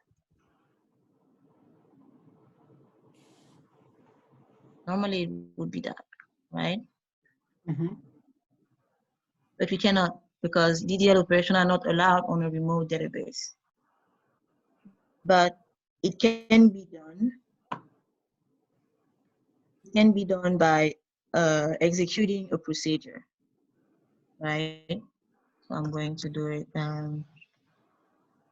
Okay, let me select all because yeah, I didn't use the DB link to select all so that we can see the difference at test.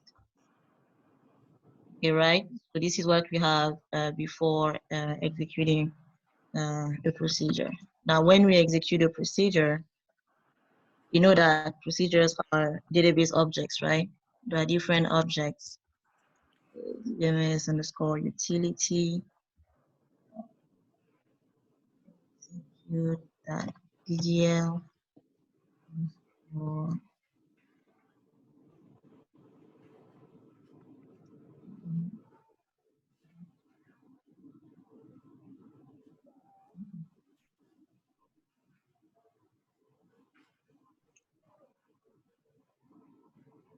I'm going to add this.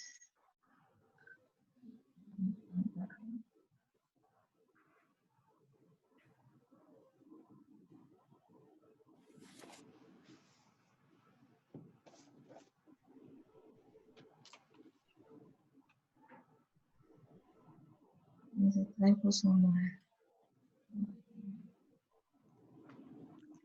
You didn't use the Name of test. the link. The name of, oh, the name Link. of the link. You're right. You're right. You're right. About the link name. Thank you.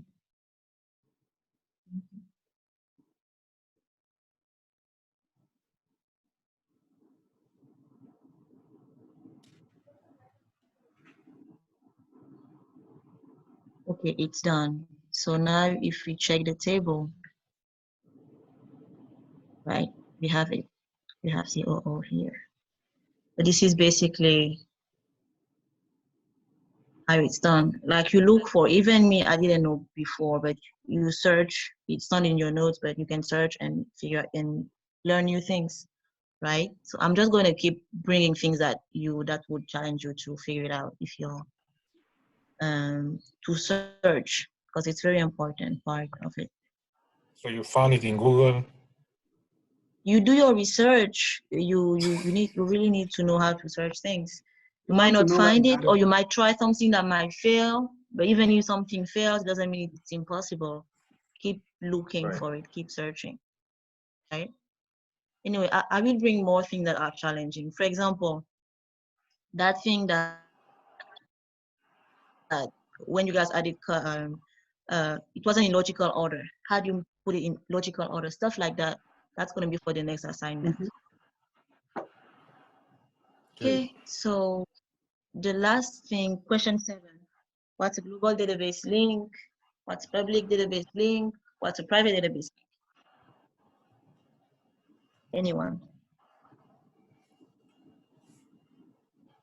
It's a private database link. It's a link. It's a database link that only a user who created the link have access to. Right. And public database link.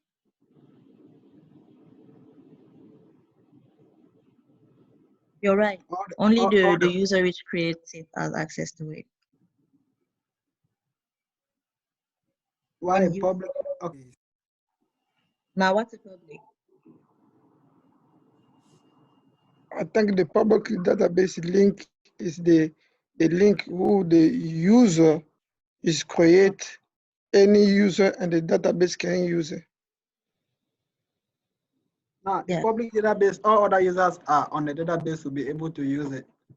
Yes. All users who can create a session, right?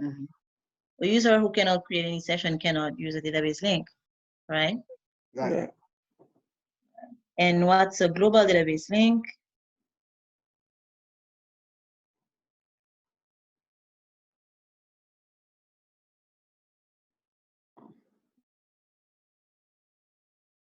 Okay, like we said earlier, global database link is it's become obsolete now a little bit, and it's basically created and managed by a global naming service like net manager, right? So it can, and when it's used, any user that would have access to any database within the network, like you saw, like we had dev, all the database was in there, test.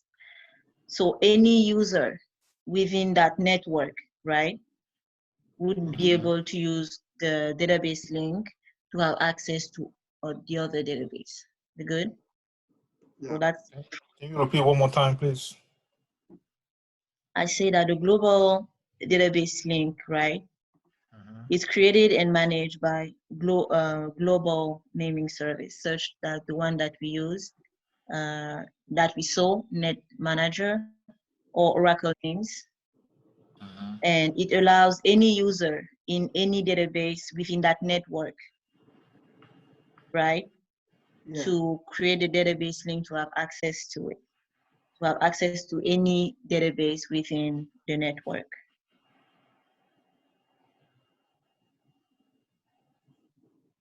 We good? Let's take a break, 30 minutes. I have one more question, please. Sure. Okay, so remember in the second assignment when we were creating the links to be able to access all tables. Would it have been ethical to create a link to connect to SYS? No. Huh? Connect to SYS? Yes. Or system? System. You could connect to system if you are system on the other side.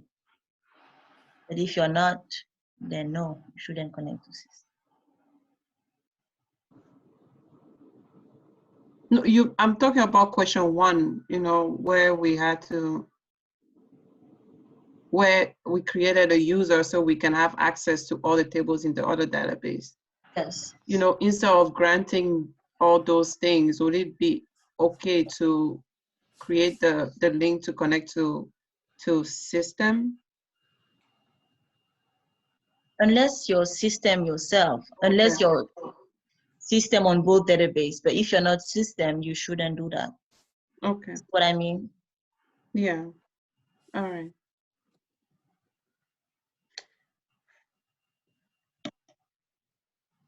Like you saw here when I created this, because I just wanted to be quick.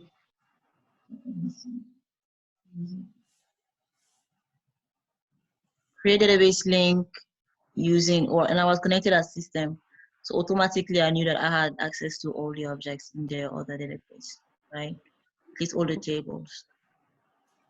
So this is basically it. But normally you were supposed to use a user that had select any table, right? Because you would have applied the principle of least privilege, which is very important. Are we good? Yes, thank you. Yes, ma'am. See you guys back in 30 minutes, and we'll be doing chapter 2 and assignment, not assignment 2. Emma, I was mute. Anyway, when we come back, I'll ask my question. So this assignment, when is it due? Friday? This one? Yes. It was actually due today, but since you guys didn't have your canvas, yeah, it's due on Friday. And on Monday, assignment 2 is due. Okay, Emma, when we If get you don't back, do your I'll ask you. assignment, I report you off. Do you take bribes? Hmm? Never mind. No, I don't. Oh, I don't. I definitely don't. You thank me later. Emma, yes. I was saying after break, I'm going to ask my question. Okay. All right. It's not long though. Just ask your question. You clearly want to ask it now. Let me just ask. Yeah. Yeah, I want to ask, what's the difference between database link and Oracle client networking? Oracle, the difference between database link and Oracle Net. Oracle client. That's your question? Oracle client networking.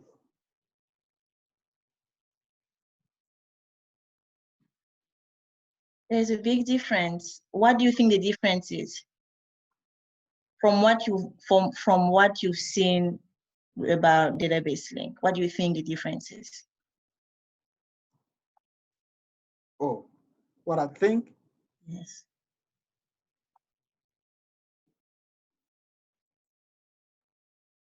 Yes. I don't think, well, I don't know if it is correct, but let me just speak my mind. I don't think Oracle database link can like query all the tables in the in the other in the other database. You don't think that your Oracle, what did you I don't say? think using a database link I'll be able to query all the tables in the remote database. What did we do today? Like we did a specific, like some specific jobs, not like we. No, you cannot perform DDLs, right? But if you execute that procedure we just did, you can even perform DDLs. So with the database link, you have access to the other database. But what do we like entirely be able to connect? Yeah, that's true.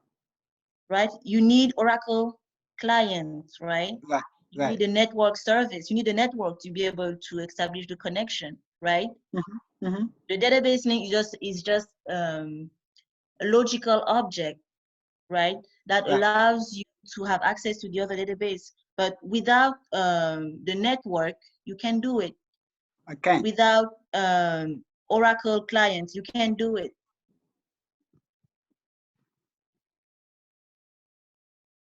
Without the listener, don't think about it. Without the TNS names. Okay? There's a big difference.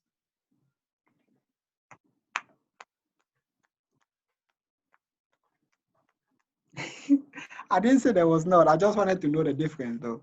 Oh, okay. Yeah. No, there is. I mean, it's different. It's totally different. I mean, it's not really, they are connected, but they are still very different.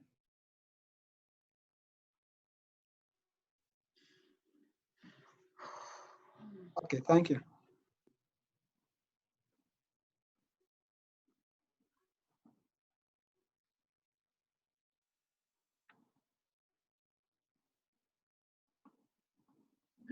It was in 30 minutes.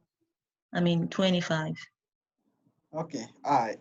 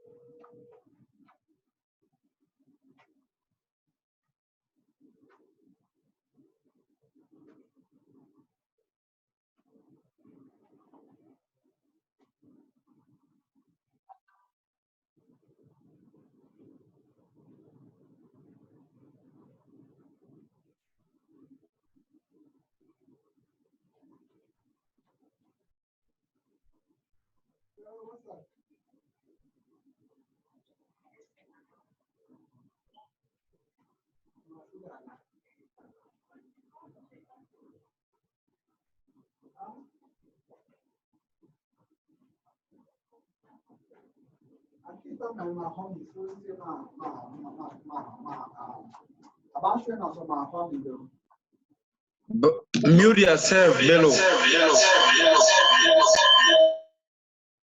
I mute myself. Nope.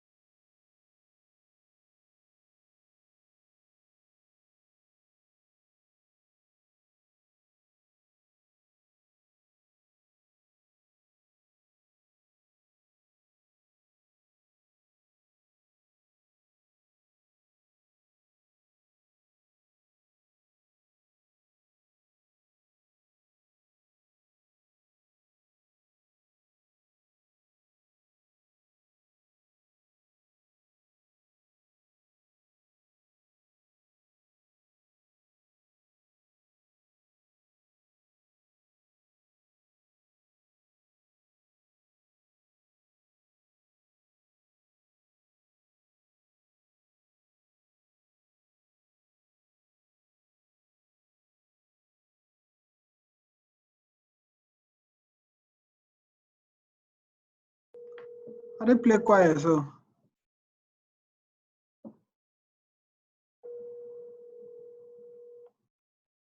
Brian, this is record for break.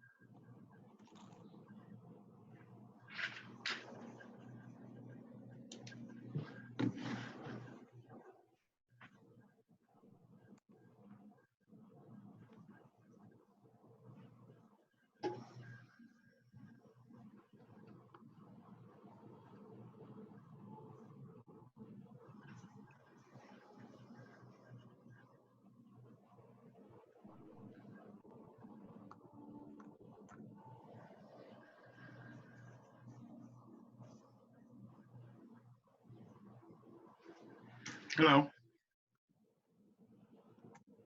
Hello. Did everybody get an email for Canvas? Yes, sir. Okay. Are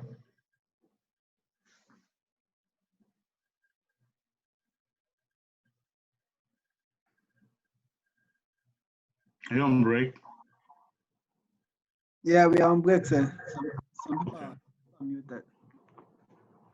Yeah, I didn't get an email for the Canvas. Does anybody have a question? I was saying I didn't get an email for the Canvas. You're asking me how do you get an email? I'm not understanding. No, I say I did not receive an email. Oh, you did not receive an email from Canvas. Did you check your spam? Yes, sir. All right. So let's see. Your names. What's your email address?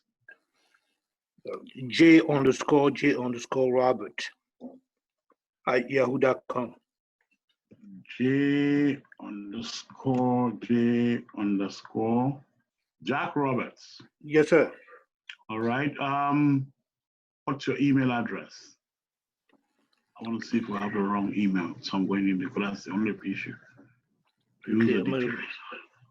J_, another J_, Robert without the S. Without ROBRT, yes, sir. Okay. J_J_Robert at yahoo.com. 10-4. No S, correct? That's correct. All right. So, the address here is correct. Okay.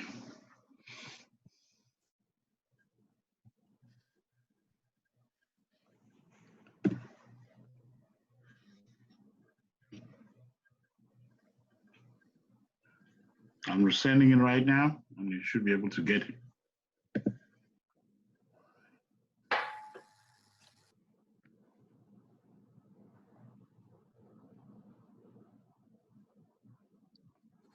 Look if you got it. I'll resend it to you.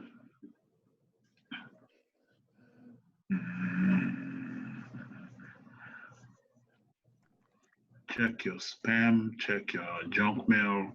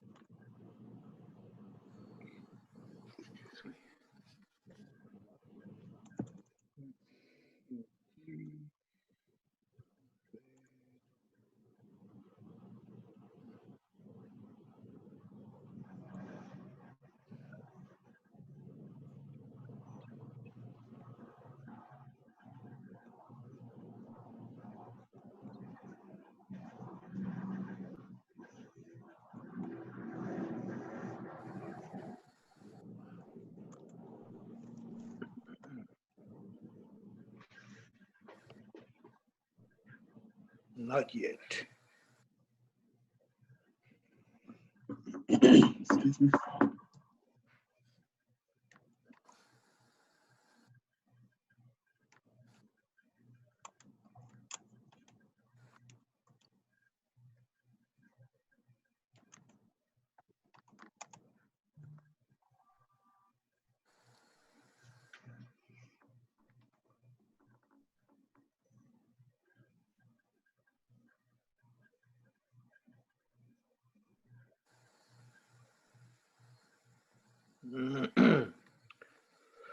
I still didn't get it.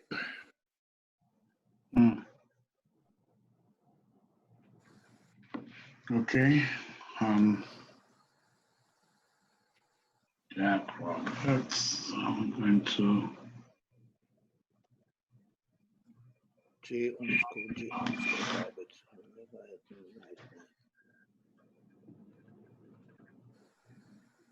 Vianney.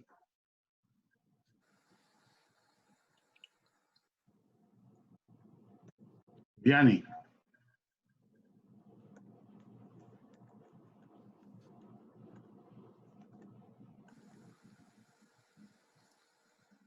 Where is she? She's in the class?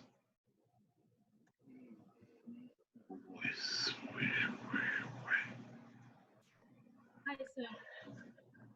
Huh? This is Vianney. I cannot hear you. This is Vianney. Did you get it? No, sir. Have you checked just now? I did. Okay.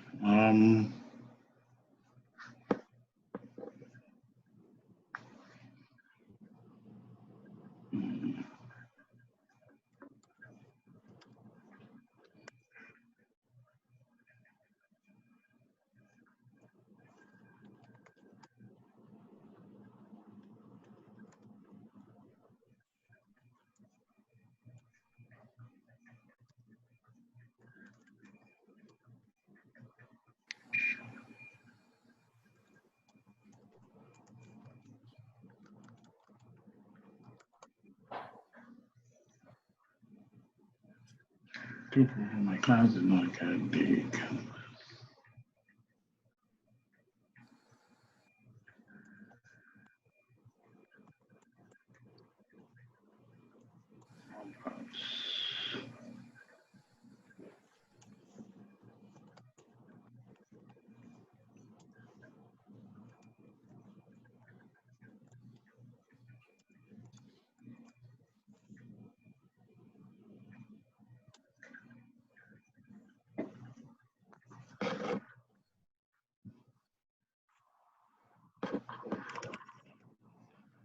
Okay.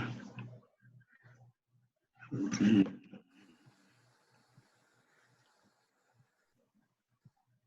VIANNUYKENNE.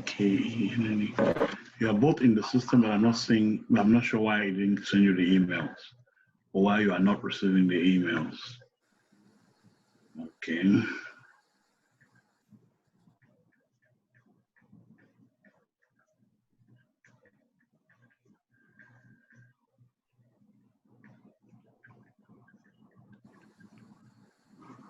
Verify their emails. Oh boy.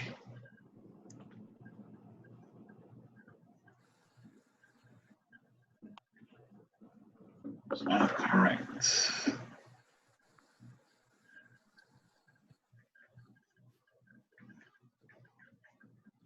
Resending.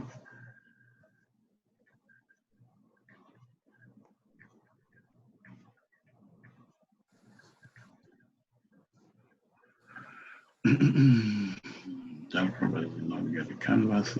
Yeah.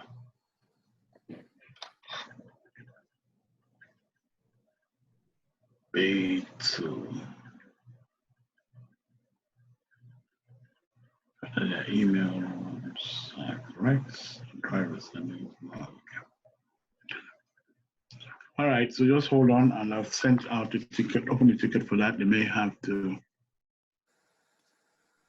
Oh, Huh? hello. Hi, So it's Anita. So about the canvas, I got about 4 or 5 emails, and then I registered with one. When I tried to open one other email and try to log in, it said that the password and username was not correct. So they asked me to. But you had already done one, right? Yes. I thought you would just adopt that one and then forget the others. What happened was that, or why you may have had multiple emails, was that they were troubleshooting it for the past 48 hours. They just got it fixed today. So you might have been one of the persons with whom they were trying to send. Does that make sense? Okay. And then they might have done, maybe try to do yours, especially as your name is A. They try to do yours maybe 5 times and it did not go until they finally saw that, oops, it went at this time. So you can just disregard all of them and use one that you registered with. So my issue now is that when I try to log in again, it says that the username and password don't match. So they asked me to reset the password, and they were going to send me a new password to my email, but I have not received anything yet. And this was since this morning.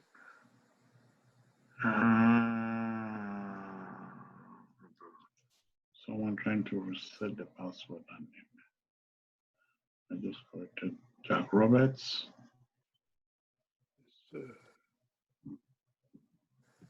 Jack, they said yours was has just been fixed. Jack Roberts, let me check. So also Anita. What's the other name? Tongue, Tongue. Correct. Correct? Yes. Oh, just spell like a tongue. Okay. Yes. Very simple. Also, Anita Tongue cannot. Oh, reset her password and did not get an email. Reset.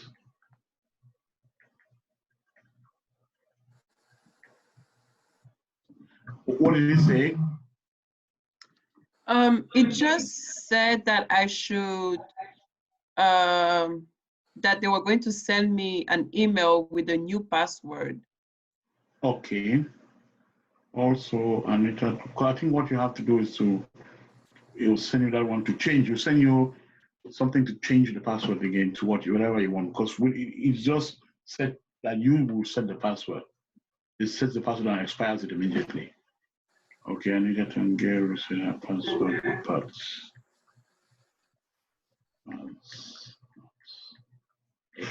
Does it hurt to send a request multiple times? No, I think, yeah, try it again. Let's see. Okay. Her password, but I've not gotten the email to reset.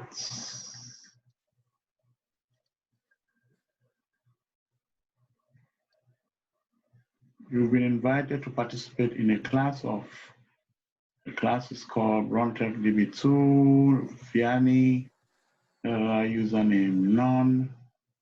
It started. What's going on here? One was sent 3 times. Jack Roberts, did you see that? Did you see it? Did you?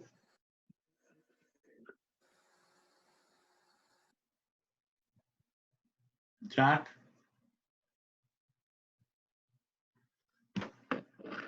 Hear me? Yeah, I haven't gotten it yet. I'm still waiting for it. Oh, he said he's fixed it and sent it. No, I did not receive it. Jack Roberts did not receive his. Anita, did you get it? No. All right. Jack Roberts, both of them. Jack Roberts and Vianney.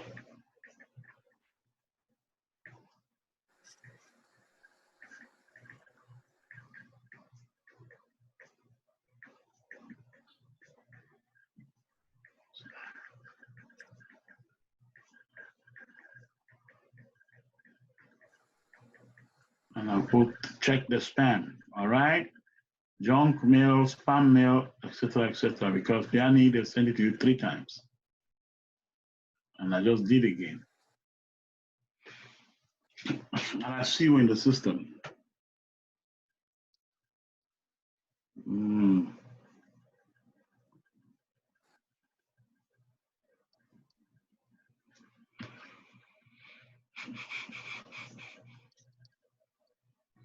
Because you need to accept it, because here we are seeing it as pending. It's pending you accepting it.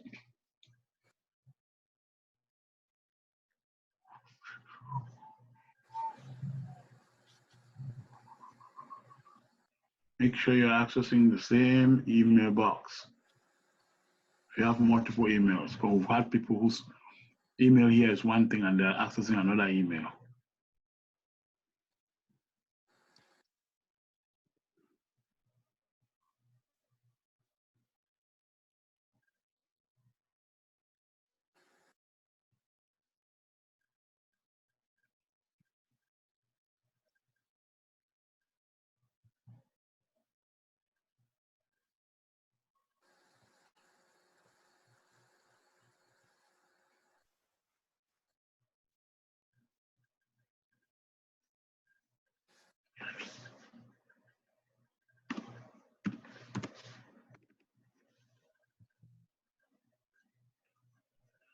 What can I do? Can I do? You must accept it.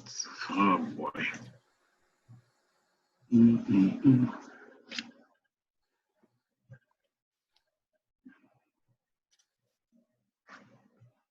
me see. Go in.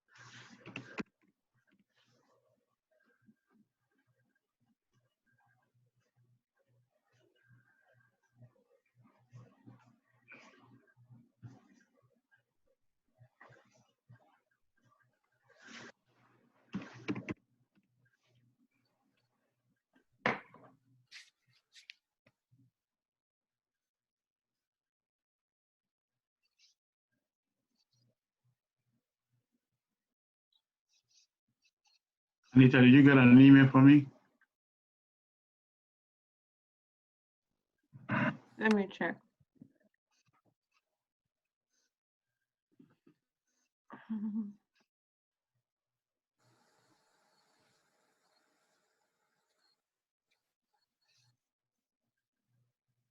Nope. All right. I tried to send an email from the system and it will not take. So it's showing like.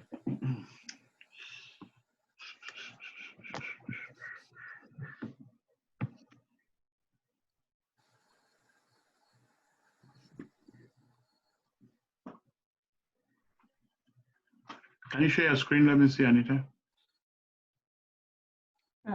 Okay. I just want to see how you're doing, what you're doing to log in. Okay. Since Am I sharing? it's already accepted you, the other two is not even sending the email. Okay. Yeah, so go there, log on to Canvas.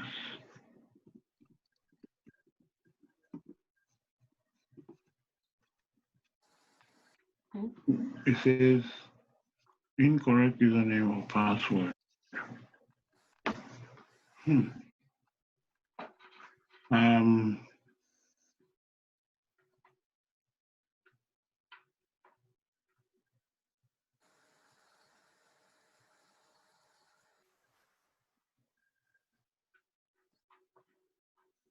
Put the password again, let's see. Put the password. Don't, okay, sorry. Don't know your password. Go to it, let's see.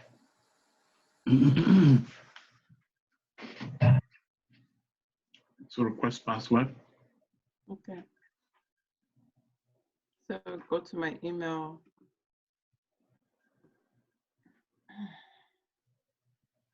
Why is it still loading?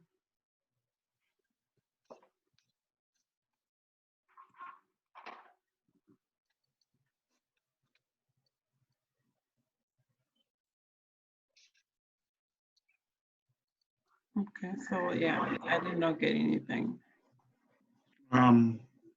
Where is your that's others, right? Yeah. Go to the left, go to junk or what they call it. Yeah, this is my junk mail right here.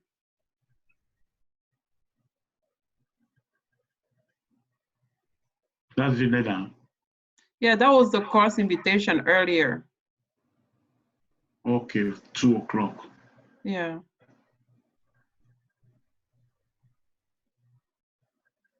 So yeah.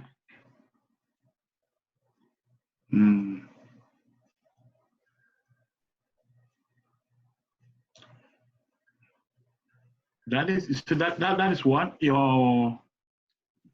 Which one? This is my inbox. Yes, inbox. Then you also look for your. This is my inbox right here. I got like a few I got one sent to my inbox. And then others, let's see. I didn't get anything from others. And then to my junk mail, I got like 1, 2. Hello? Yeah. Yes. Say it again. Oh, you're not going there now? Yes. All right, I know what. Something else. Google stop. Oh, it stopped. So it's surely blocked your account. I'm sure it's seeing too many. Yeah. Oh, too many logins. Oh. No, hold on. I'm talking to someone else. So it saw you coming in too many times. What happened? I have a limit of 100 per day. What is it? 100 what? Of those? 100 cents emails per day. 100 cent emails a day? Yeah. So that's what should happen then. All right, now let's create another account.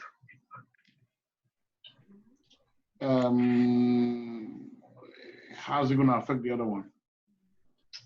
No, it's gonna come. I just need to just change over the name to Brantech Academy. Switch the name to Brantech Academy so it'll look the same. I have to go to that. Oh, okay, all right, and that should take care of these. Yeah, that should take care of them. Okay, so it's just it's maxed out. Okay, all right, then I'll just let them wait. All right, man. Thanks. Okay. Hello, Anita. Yeah. You heard right? That okay. So just hold on. Yes, hold on. We think he has maxed out. Well, maxed out on sending 100 of those notifications for one day. Okay. So would I? We're just going to create another account and just hold on, and then it will have another 100. So then your email will go across, because it must go through one route, the Brontech Academy route, and Brontech Academy has maxed out for a day. We're going to use another account, and it will continue doing this. So just hang on. Okay. Any other questions from anybody else?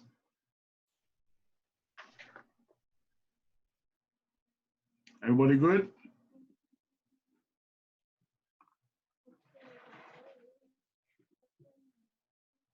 Huh? There we go, Prof. Excuse me, sir. You're good? So I make one transaction yesterday, but my bank told me like this the name and the basic account. Is what? I make one transaction yesterday in the Zelle. Uh-huh. Yeah, the bank is keep pending, but the bank told me like it looked like this name now have account in the Zelle before, but I don't know. Brontech Solutions. Brontech Solution. You sent to me like a Brontech Solution, yes. Mm-hmm. But this transfer this keep pending. I go wait till tomorrow. If it's not there, No, I think I already saw it on my side. Let them fix your side. Oh, you saw this? You saw? Okay, I go try to. I saw it already. Okay, thank you, sir. Yeah. Okay.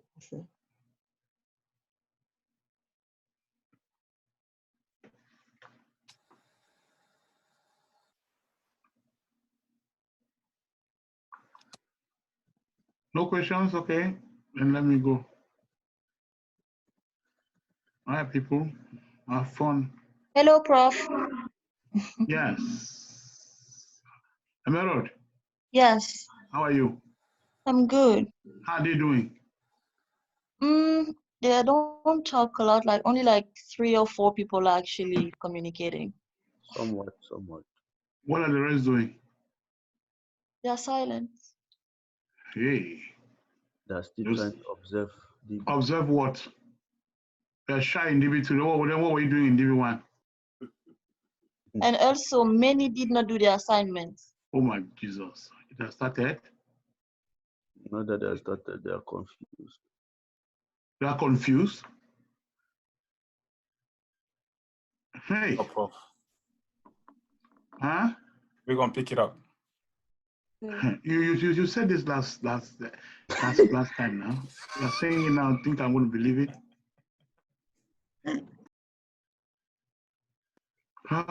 People, I'm not sure. We're going to improve, Prof. Huh? We're going to improve. This is first assignment. You don't do it, then what do you really expect to happen? The due on Friday, we'll finish No, it. we try though. We try. Some people are seeing it, but now. People are seeing it, but now. Yeah, seeing the assignment. Emerald send the same communication between the morning and the evening class, and then morning people are done. Same time. We talked yesterday afternoon, and she sent it 5 minutes after that. And then now you have even the canvas is there. You're just praying that the software should not be working for something that you have already paid for. There's no return of money. What are you using your time to do? To sleep or to watch CNN? Hey. Oh boy. Corona update. Corona update? What's the Corona update? If you don't change your job, you will be an update. Yes, you keep going to put yourself in those kind of places. Meanwhile, this is your unique opportunity. We'll improve, Prof. Huh? That's what you have said before. Now I'm going to believe you. If I come the next time, I'll ask Emerald, and if he does says I hope you know that I have access to your assignments. Right. We know. All right. So when your servers stop working, I hope you know what has happened. We don't know about that. Now you do. If you're not part of the class, we are just going to stop you. If we're going on assignment 3, you're not finished assignment 1 or 2. It just you know. Wonderful. Mm-hmm. We don't catch up, Prof. No, at some point it's a good thing. I just shake your hands and we'll say no refunds. Refund of one, refund my knowledge or no knowledge. You cannot refund even maybe you have to refund my time.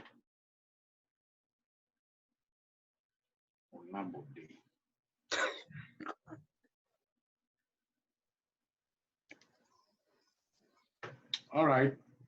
People should try and fight this thing. You have to fight it. There's nothing to do out there. And chair, what are you going to do? There's no place to go and drink. No, I don't even drink alcohol. No, I wasn't saying alcohol. There's no place to go and drink even water. Just study and study and study and study.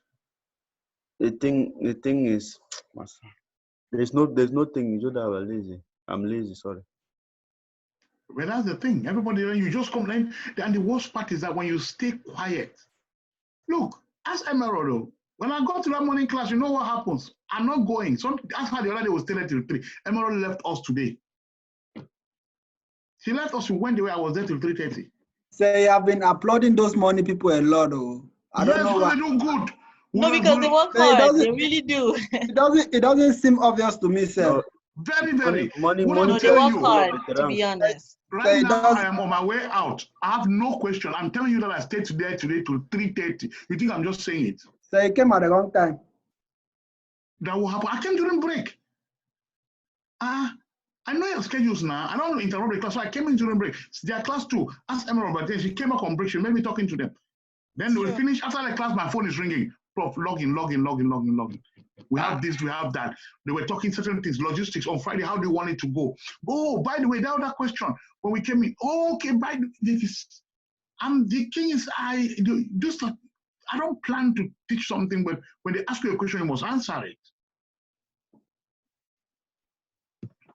Don't make this class just become something that will just sit and then everyone just talks and talks. It's very boring for a teacher. Oh yes, okay, but what if we, you know, this house thing is not really working for this evening class. If you play, I'll force you to come back to school and come and give you all the Bibles. Force. I'll force you to come to school and you take this class on school. That's where it's silly. But you cannot. This house is not working. You're just now with blankets and things. No, the problem is not about the blanket and things. So things are opening next week. I hope we can start. No, things are opening, right? In fact, they're opening on Friday, but it is the kind of business that will open. You see what I mean? They are saying something like stores can open by 50% capacity. If so they're giving openings, but they are restricting it. Restaurants can open, but you cannot open it. You are doing this 30% capacity, which is you do only this, only that, only the restaurant. And you no restaurants. But we are one of the last because we were concerned like church. Man, come back for bolo, so they sleep the victim. Sleep the kill you waiting, but you know can't take a nap before class. One start, you don't wake up. Take a nap, wake up after you are in a class. Man, they start your own for the American and Bambi walk now, Papa. Bambi walk, who knows how Bambi walk? Not the problem, not no. Now why that man the hair is saying man move, come on, move for live and level. But you are not doing the thing to remain for the if you can't rest go leave you so that Bambi walk. If you can't wash your face, it's not easy. That discipline. Trust me. No good thing no easy. Which good thing easy? Even the Bambi easy. No good thing no easy. Man, drive 1 hour 40 minutes for go work. I'll drive 1 hour 40 minutes come back. Good. Well, BDBA, guess how long you will drive? 0 miles. 0 hours. You will go downstairs. But not easy. I will put power. Una pa no correct about people that. Okay, well, Adam. So when are we gonna start applying for jobs? Because I'm already tired of this my work. What kind of work you want to work now? I'm serious. What are you doing now? Say this, you are serious. Serious, you To can work. enter a user to create a DB link. You want to work. I want to create DB link on my job and alter a user, you know. So the whole DB2 and DB3 will not have been necessary.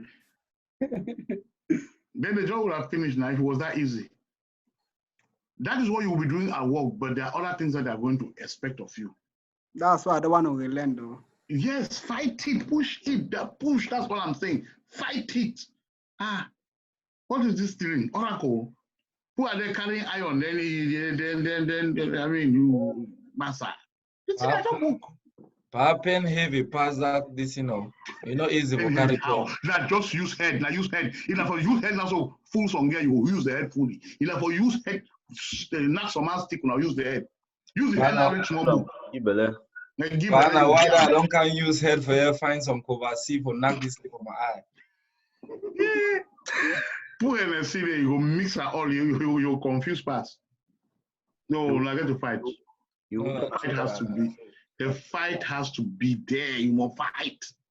Probably you can pass for they try to talk so many my skin they really come here. No, I work 2 jobs before I started DBO. 2. Hey. Because yes, I had a family that I had to take care of. This is another kind easy. Then it was bad. I had a Unix server in Massachusetts. I was given that Unix server. My charge was 30 minutes a week on that server, which you paid for to practice Unix. And Unix server I don't give 24/7. That's right. And 30 minutes. We surely don't talk that time. So I say I'm surely do better that time. Eh? That was all. The only my family for Cameroon will be correct. My brother at the school. It was just blocked. How you want to fight? How you want to fight? I want to do so I don't go to university come out. But I still get the fight. We'll fight them up. We'll fight them up. We'll fight. All right, folks. We'll see now. Okay, pa. All right. Later. Emerald, I have a question. Okay, so earlier we saw that the different privileges you have to grant to create database links. In what instance would you grant create session? I know it's for creation of any type of database link. So in this case, to create a session, this will be to access a database that is on a different server. For you to be able to have access to a user, right? You need to make sure that that user has the create session privilege. Otherwise, the database link would be useless. Wait, can you say that again, please? Please, just 1 second. Email people, check, please. Tonga, did you get it? Jack. No. Vianney. No, I didn't get it. Oh, Vianney didn't get it either? Okay. Ron, none of them got it.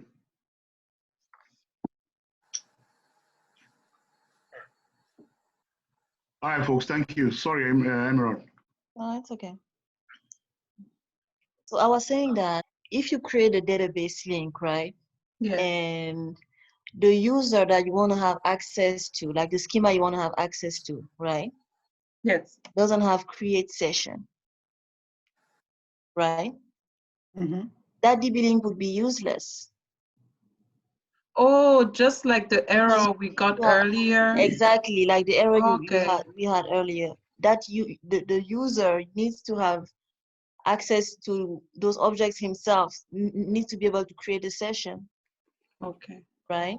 Otherwise, it's useless. So it has to be on both sides, right? Yes. Okay. Emerald, I'm sorry. Go ahead. Yeah, can you open up the database link? Because, for example, like, let me finish with that. For example, if you want to select all from employees and connect it as HR, you need to connect as HR first, right? All right. And for that, you need to create session. Okay. But when you use the database link, select all from HR employees at database link, right? Yeah. And you only have access to HR. Let's say you use the connect descriptor to have access HR schema, right? So your database link will connect you to that specific schema, right? But Right. if that schema doesn't have create session, you won't be able to have access to the object directly. It will block because the user himself wouldn't be able to have access to those objects. Make sense? Yeah. All right. Yeah, someone else had a question. Yeah, can you open up the database link material you had earlier? Can I open database link material? Yeah, like the reading about a database link. Oh, okay. One moment. Let me share my screen.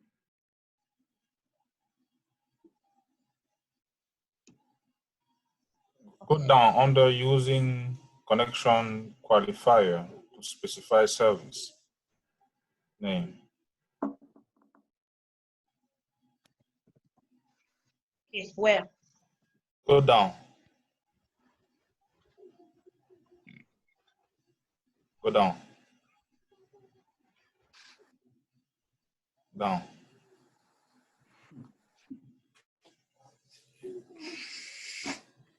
Yeah, right there, right there.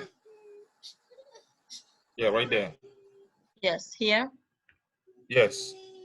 Yes.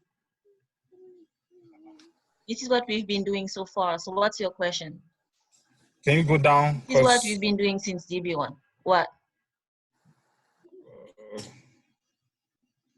Yeah, down, right there.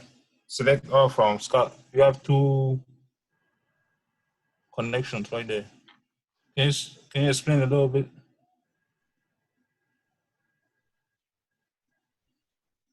Okay. Okay, we talked about, did you come late?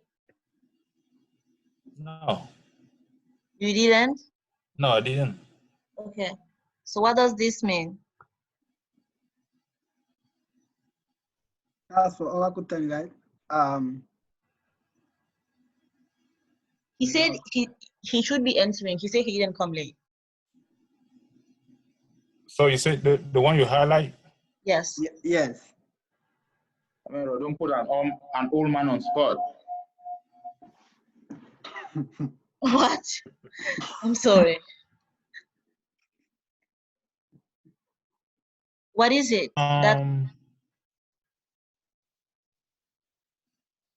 Oracle 10. Is it? Is it the global something? No. Yes, she's right. We just saw it earlier. What? Global object name.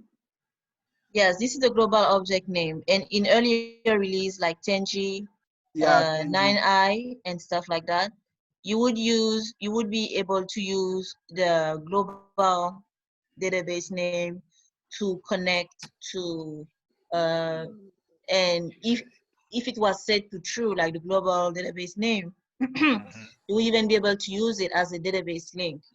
Now here, that one is for the service name. Like the service names that we've been using when we're like using TLSDMO, using TLCL. For that one is the service name, and that one is for the global database name. But don't worry about it. This is like for earlier releases, but you can still use it. Okay, now it's time to move on to chapter 2. I hope that DB links were good. Make sure you practice and you work on it with your groups. Let's move on to SQL Fundamental Lesson 1. Yes.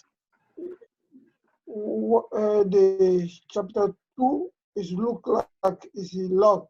We cannot also this just one. Which ones? A SQL Fundamental Lesson 1? Yes, it's locked. It's not locked. You have to download. What the download? One more question on DB links, please. You can download it here. One download is open, like the first one, but is just that one doesn't work. Just the first one is open.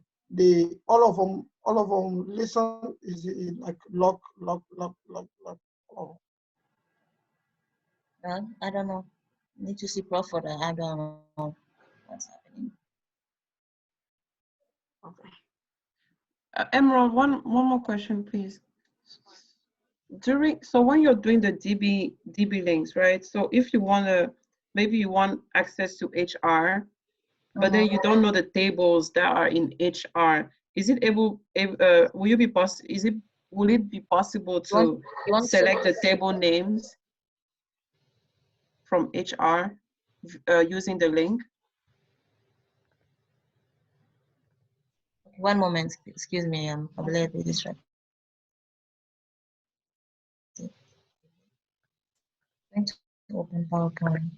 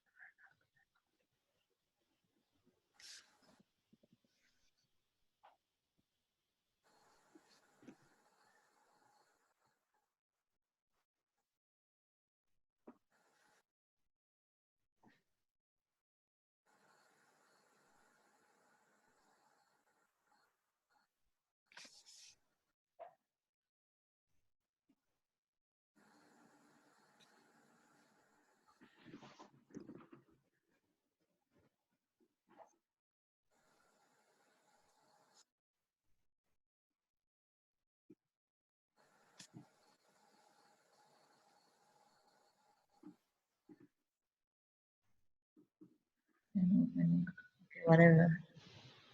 Just use. So Anita, you were saying? So if you're trying to access a schema and you're not sure of the tables that are in that schema, could you use the link to Yes. Okay. Yes. You can use any DML you want. That's why we used we selected the, what do you call it? When we listed all the roles, right?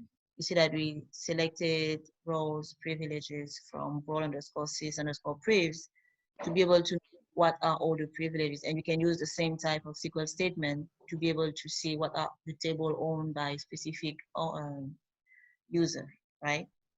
Right. So maybe if you wanted to use DBA_table view to view the tables in HR. Yes. So at the end of that SQL, after HR, you're going to put at maybe the link name? No, you put at after the object. The object, right? For example, for the table, it's HR the employees at DB link, right? Yes.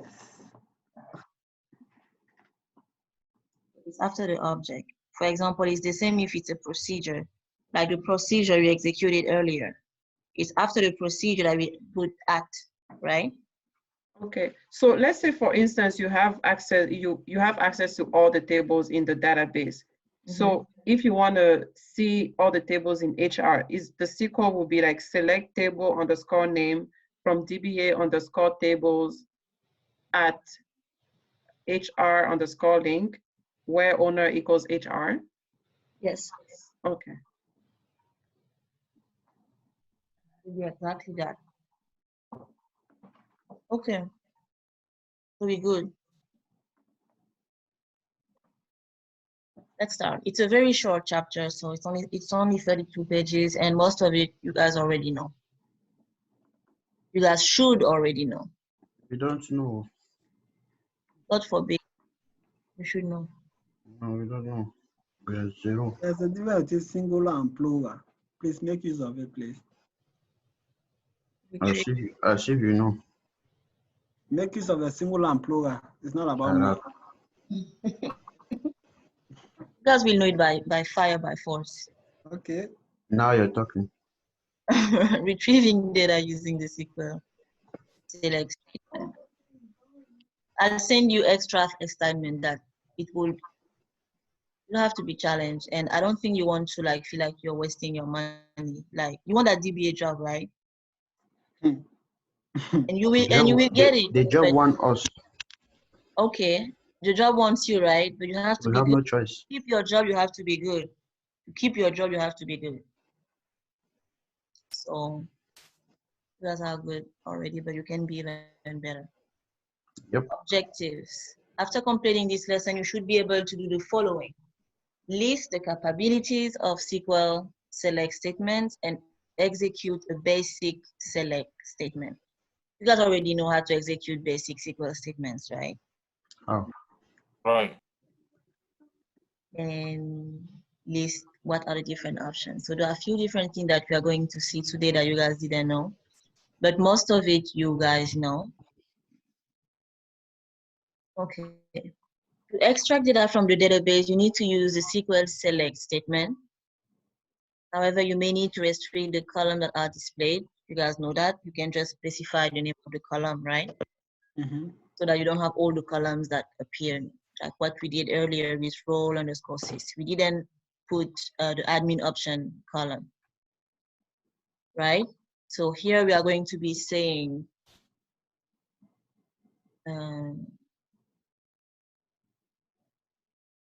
creating SQL statement. Also, you can create SQL statements that can be used more than once. So let's move on. Lesson agenda, basic SQL statement, part 1. Part 2, capabilities of SQL select statement. You have projection, selection, and join. Now, we've done projection many times here, right? When you only select some columns that you want, but you leave the other ones out. And we have done selections many times here, right? By specifying the row that we're gonna have, that we want to know, have the information about. We want like, by using the where clause, right? And you also have joins, when you can have data from one table and from another table and put together and you get a SQL statement.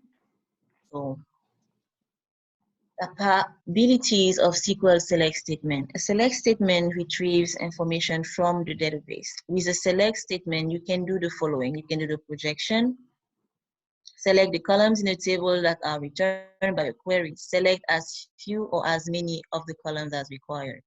Can someone give me an example of a projection?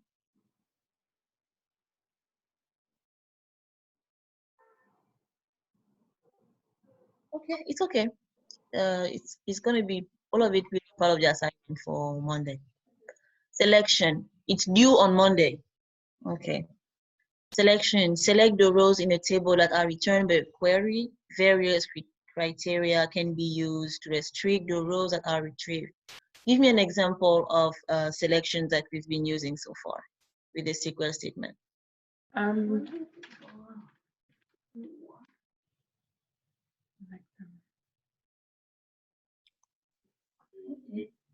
Select all from HR.employee. Nope. No. Like It's actually none of the two. None of the three. Like ML. Yes. select name from $V instance, for example. That's the first one. That's projection. We use projection for that one.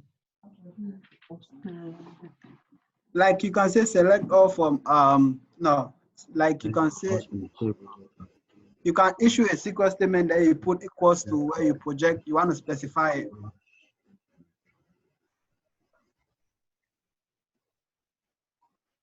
Okay, for example, I think earlier today we had select.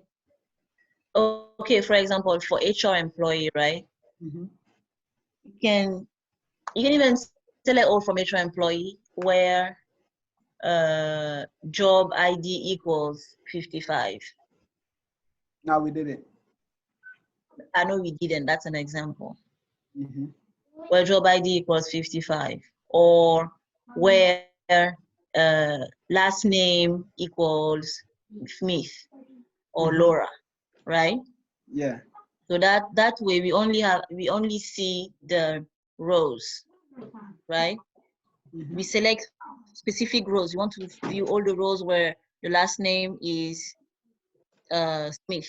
But for projection, it's select table underscore name, job ID from HR employee, for example. Now we are projecting only specific columns, right? Yes. And joins is when we put together data coming from different tables, right? And we Yeah. leave them so that we get the result, one result, but we are accessing data from multiple tables. Good. Anyway, even if you're not good, you'll be forced to be good by practice. Okay, basic select statement. Select all, distinct. This is what we did earlier. That's why we took the time to do it, right? I know that now the people who are following understand now, right? It doesn't look like Chinese. Okay, select all, distinct, column, expression, alias from table. Select identifies the columns to be displayed, right? From identify the table containing those columns. That one is basic, we already know that. Okay, now let's move on to here. Basic select statement, right? We know the basic select statements. We know select all from HR employees, select instance underscore name from VDOLA instance, right? Select status from VDOLA instance. We know that. So this is basic. You have the select clause and you have the from clause. This is the most basic level, right? We are good with that. Mm-hmm. Now, in that specific example, right? First, we have distinct, right? You guys remember distinct? Distinct, it suppresses all the duplicates. So it will give you the result only once, right? Unless you select another column that doesn't have it twice, right? That has it once, but for the same result, that's when you wouldn't have it. But if you select one specific column, for example, and you suppress the duplicates, everything that you have twice would not, it would only appear once, like we saw earlier for the roles, DBA, you saw EXP, but when we removed that, we were only left with only 10 roles, right? And same for the privilege, we went from 320 to 200. Now we have column expression. Selects the name, column, or the expression, right? Like we did select distinct column name, right? Okay. Okay, actually, ask a question that what's SQL? What's SQL? SQL is a language Oracle understand, or we used to communicate with Oracle. Good. And what's Oracle? Oracle is a software. Good. Actually, you got it right. This morning we asked, and the people were like stuck for like a while. Okay, that's good. You got it right. But I hope that everybody else knows that, right? SQL is language. Okay. So you see, you guys have to stop applauding those morning people. No, but Stop being jealous. you guys are good doing a good anyway. work. For real, because You two guys are good. They gave the same exam, they got stuck the same way we got stuck. So no, it's just that they really try, you know. Morning class You can is see full the of efforts, that's all. morning class is full of oversabi people. I know. It's full of what? No, it's just a statement. Oversabi. No, it's just that they really try hard, and when people try hard, you know. Yeah, no. Please, right on. Don't allow these kids to be diverting the class. Select the name, column, or the expression, right? So that's what's for the name. Now, alias. We'll come back to it later because we have information about that one down. And then from table, specify the table containing the columns, right? Specify the table containing the columns. So that one we're good. You already know about that. Now, select all columns. Select all from departments. You guys know that. You use the star key for selecting everything from that particular. So I don't want to see any select A or all anymore. You know that it's star. Thank you. Okay, that one you know. Select all. Okay, and here we are selecting specific columns, right? Projection. So select department ID, location underscore ID from department. We are using HR here. And here we are using SQL Developer. Oh yes, by Monday, everybody should have SQL Developer installed, right? So that you can get used to new other tools, not just PuTTY and VNC and WinSCP. You need to get used to other tools as well, because you might get new tools at work, and it's good for you to learn how to figure out how to use the new tools that you encounter, right? Good. Right. You guys know SQL Developer, right? No. We just Yeah. have it. Yes, we do. Yes, No. we do. When someone say no like this in DB2, I'm kind of worried. Even if you don't know how to use it, but you should at least know what it is, because it's on your computer. It was installed with everything. This is SQL Developer right here. Next time, we will go over it a little bit, maybe for the people who cannot connect their database to it, right? Some people say it doesn't work or whatever, but okay. Selecting specific columns. You can use the select statement to display specific columns of the table by specifying the column names separated by columns, right? The example in the slide displays all the department numbers and location numbers from the departments table. In the select clause, specify the columns that you want in the order in which you want them to appear, right? So if you want location ID first, you know, it's like in order. I'm sure you guys noticed that already, so we can skip that. I'm going fast because I know that you guys know, and I know that the assignment will force you to come and read it. Okay, now writing SQL statement. SQL statement are not case sensitive. We know that, right? Yep.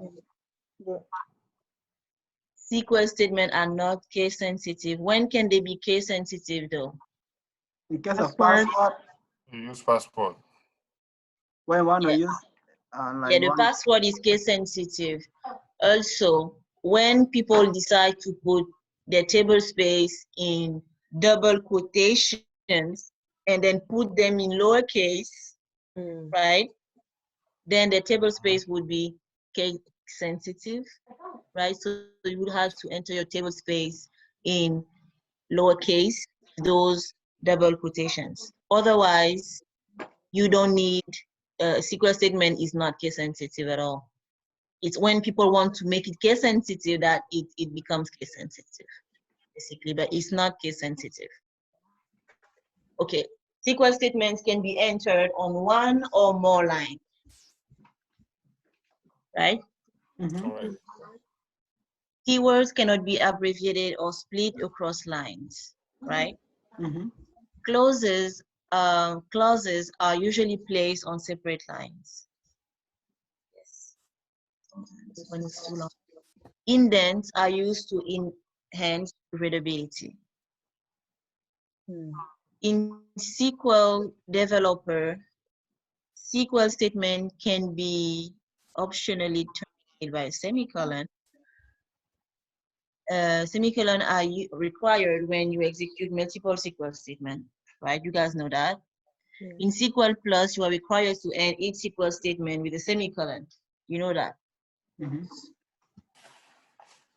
Emerald, Yes. can you please come down where you say keywords cannot be? Please go up, go up.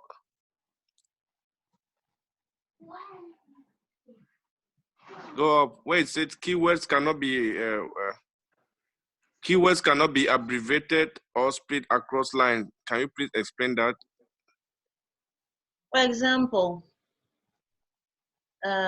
if you want to, like, let's say I'm talking about, because like, for example, if you want to connect like on SQL, right? The shortcut I see for to connect as 6DBA, are we not abbreviating there? Like, no, but it's not one word. It's like, you see, like here it says here, right? It says SQL statement can be entered on one or more lines, right? yeah. Usually you want to put the maybe select all from HR employee, and then you go to the next line, or you put where. See what I mean? Where on the next line, and then you add another clause on the next line, like the third line.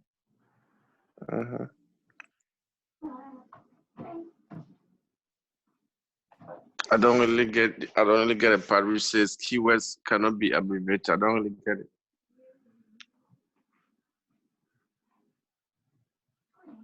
Like, why don't you get? I mean, it's very clear. I don't know if I'm the only one. Maybe everyone is understanding that part.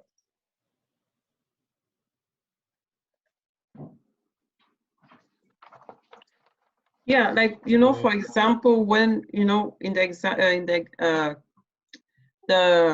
the homework, when we're doing the select distinct roles, if we abbreviated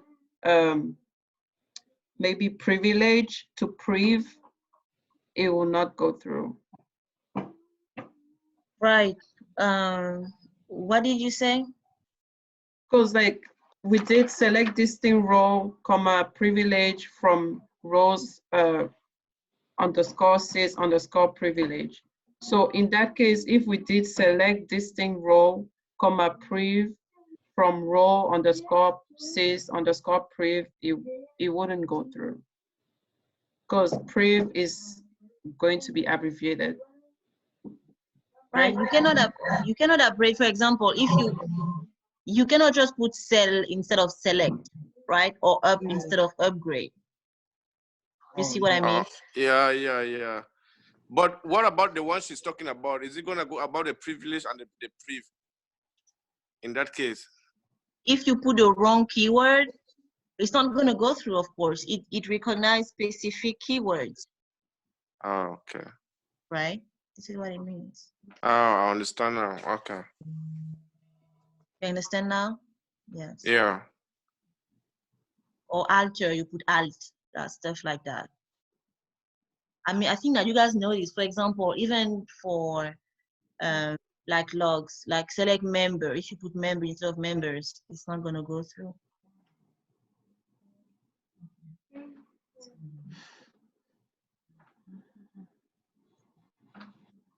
Or you put cell, and then on the next line you put act. It's not gonna. I mean, those are just. It's even funny because it's it doesn't gonna work. Okay. Writing SQL statements. By using the following simple rules and guidelines, you can construct valid statements that are both easy and to read and edit. Yeah, those are what we just said. Okay, normally, indents should be used to make code more readable, right? Like sometimes people say, oh, don't put the space, you can just put everything after the comma, but it doesn't look good. So it makes it more readable. Okay, execution SQL statement.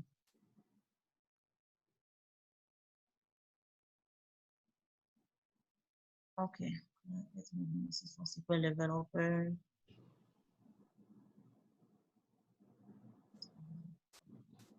Column heading defaults. For SQL Developer, default heading alignment, left align, default heading display, uppercase. And for SQL Plus is right, and right align, and uppercase for default heading display.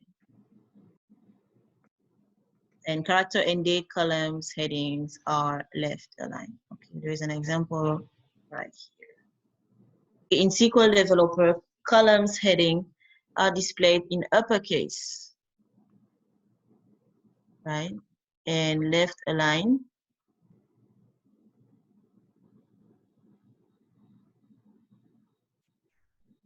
Okay.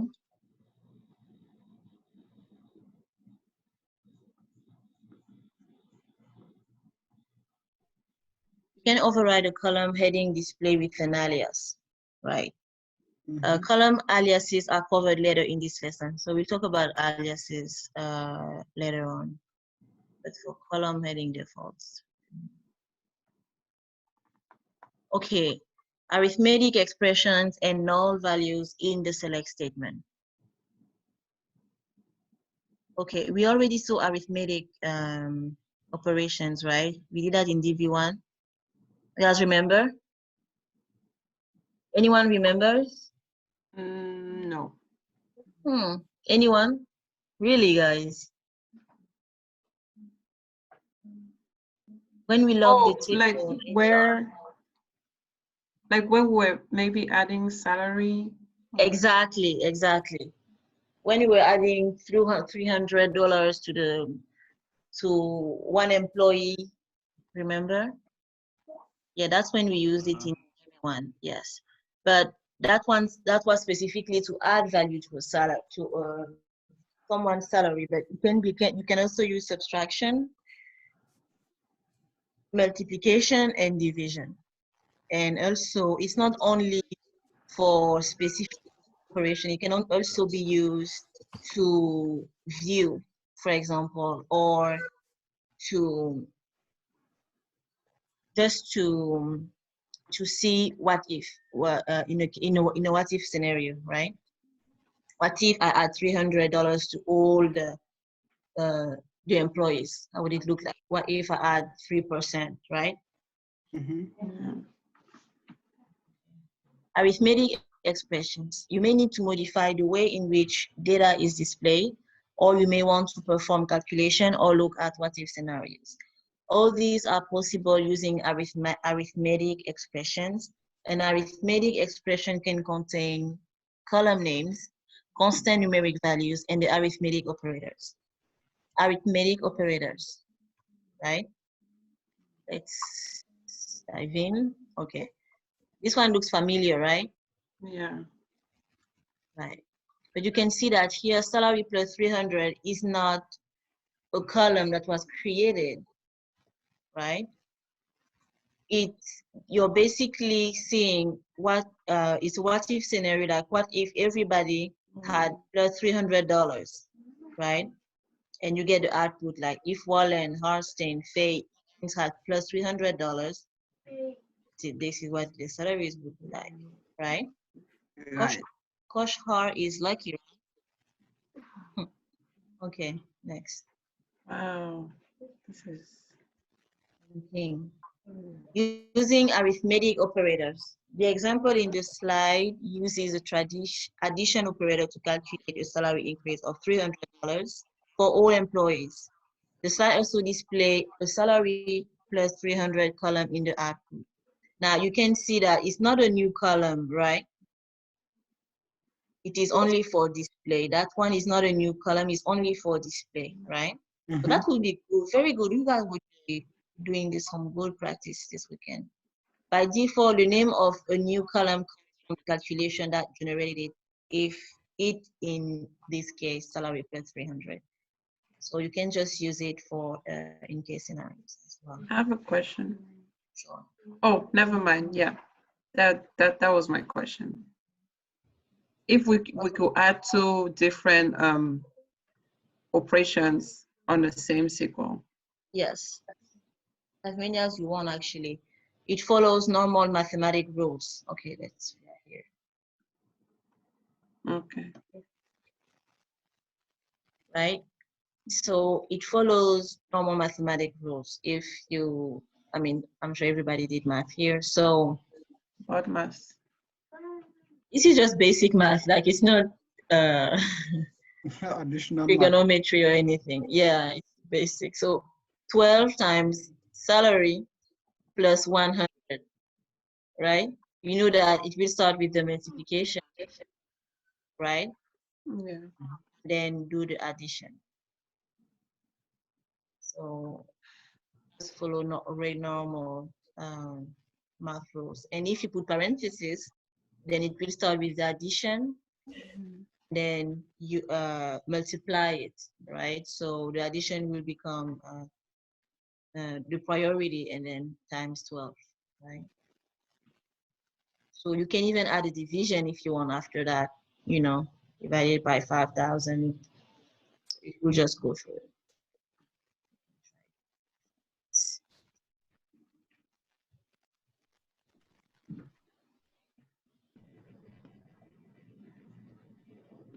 You guys can see the difference between the two. The first one is 10 multiplied by the salary plus 100. So we have 52,900, and here is salary plus 100 multiplied by 12. That's why we have different values. Okay. It's not a math class. I know people hate math, but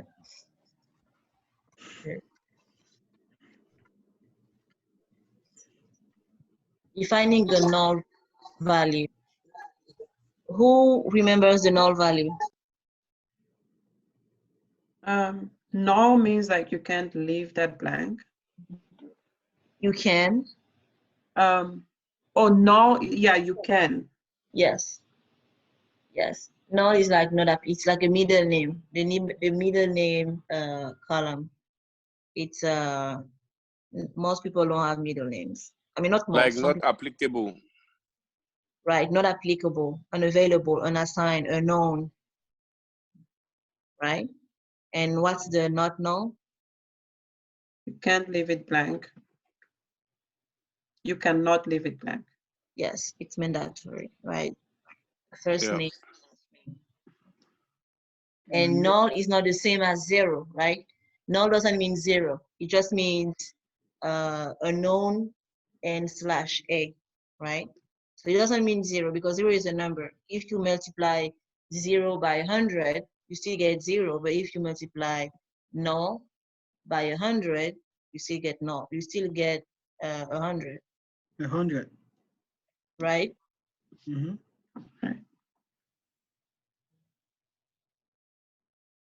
Null is not the same as 0 or a blank space. It doesn't mean blank either.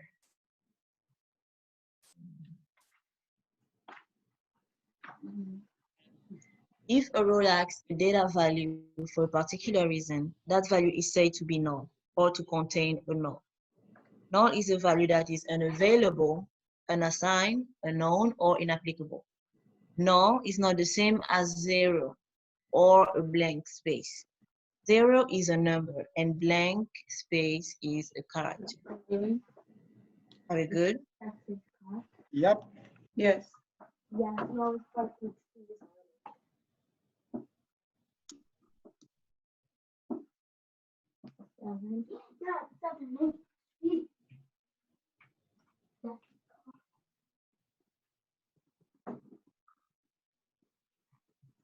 Now, in what case would you not have the not null value? The null? For example, if you have not null, it cannot be null, right? So it's mandatory for you to put also primary keys. Primary key cannot be null, right? Okay. Hi, Daddy. Think about it. For example, Primary first key. name. Devani. Or yeah. Or the job by Primary key has to be unique. or your student ID, say for example at Brontech. If you don't have a student ID, how will you even be able to connect, to even attend class, to do anything? It cannot be null. You have to have an ID, right? Yes, ma'am.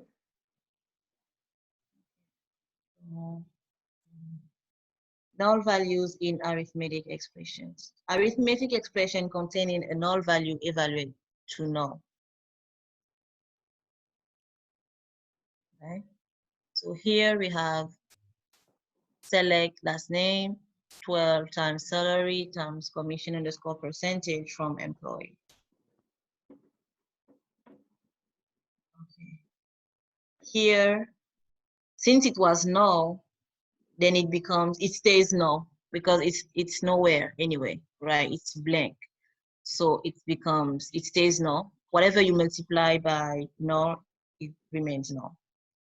It's not 0, it's just not applicable. But if you multiply it by 0, it will be 0, right? So for No, 1, 2, no, it's 1. null is not 1.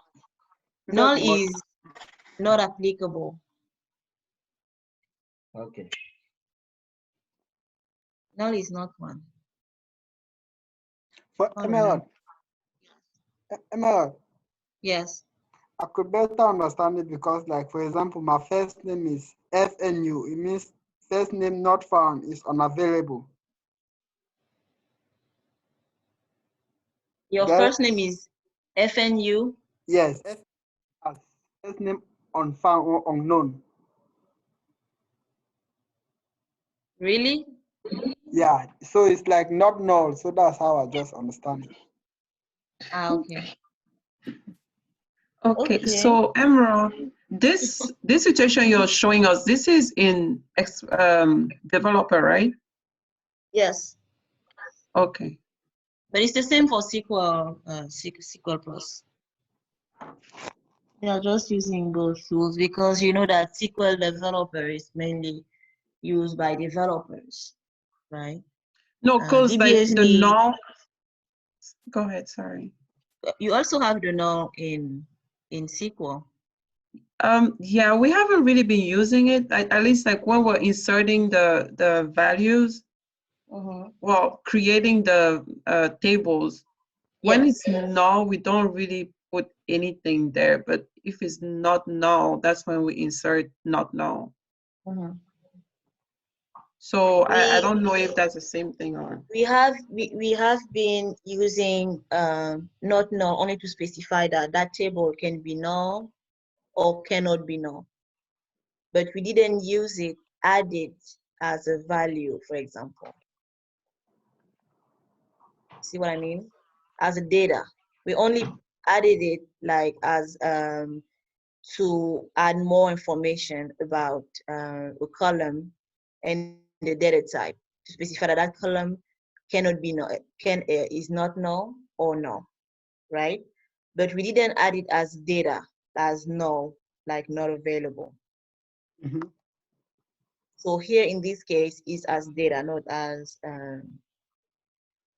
as part of the metadata. The difference? I don't get it. So is this like null going to be included in our SQL statement at all? Yes, you can add null as part of your SQL statement. Okay.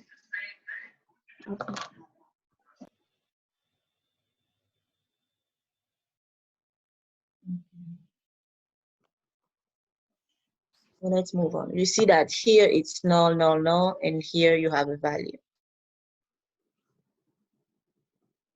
And here it's you see that multiplication doesn't apply to it.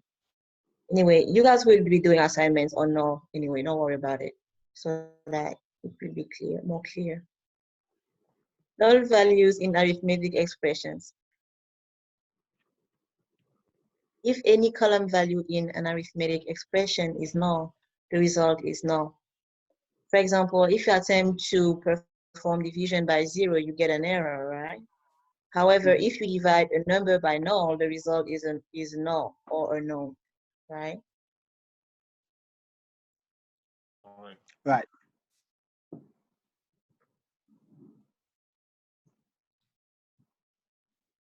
Okay. So null multiplied by a billion is No.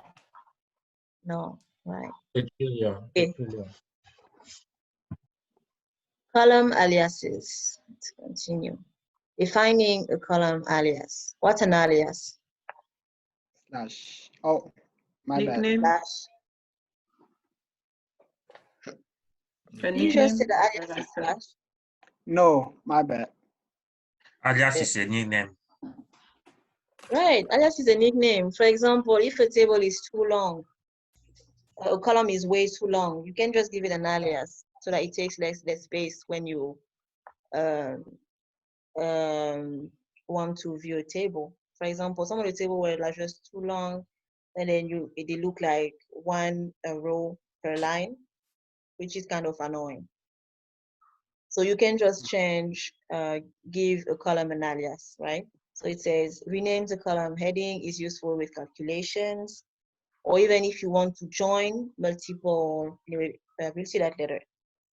Immediately follows the column name, right? There can also be the optional as keyword between the column name and the alias.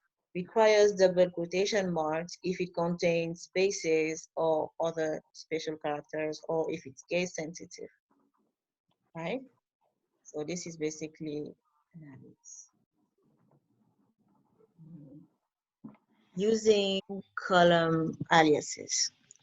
Select last underscore name as name, right? So the name of the column here, what is it? What's the name of the first column? Name.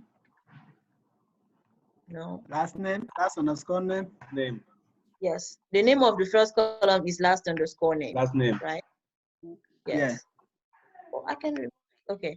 The name of the first column is last underscore name, and the alias is name.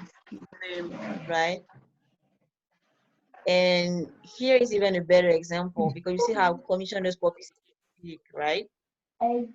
Taking space. Right? So commission underscore PCT would be the column name, right? Right. And com would be the alias. So are we good with that? Yes. And there are different ways. For example, here we just put as, and that left it like that. But if you want to put like space, like here, you want to put it in double quotation. And if you want to put like uppercase or character, you want to put double quotations as well, right? Now, using column aliases, the first example displays the name. Okay, we already saw that. Use the concatenation operator, literal character strings, alternative code operator, and distinct keywords. Concatenation operator. Sorry with that word, it's kind of, okay.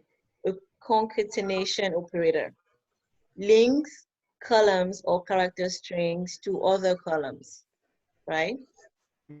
Is represented by two vertical bars. Okay.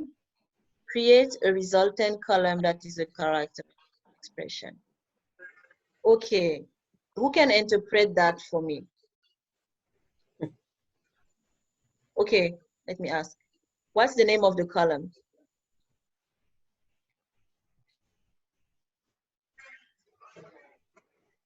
Babe. Last underscore name. That's it.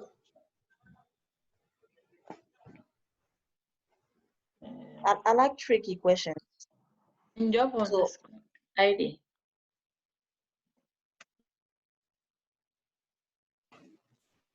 you say job underscore ID, and she says, and he said last underscore name. So who's right? She's right or he's right? Both. Thank you. Yeah. They are both right They are because both right. right. They are both right because they are both right because a concatenation operator links columns together, right? So the values in both are linked together, right? And they come as one into one output, right? So what's the alias here? You have to give it a name. You cannot just leave it like that, right? The alias is employees. Employees. Right. The Employees. alias is employees, exactly. Right. And what's the table? Employees. Employees. Right. Okay.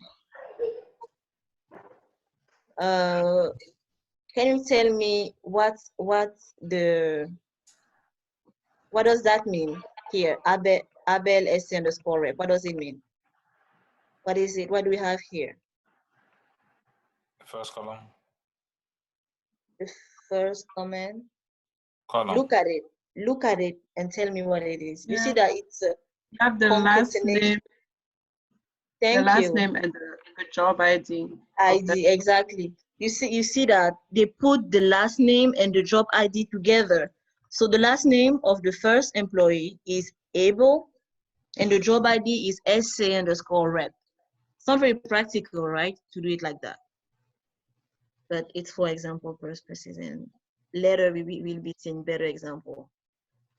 And here, you can also see the last name is Dehan, and the job ID is AD underscore VP. So we're good. It's clear, right? No. Okay.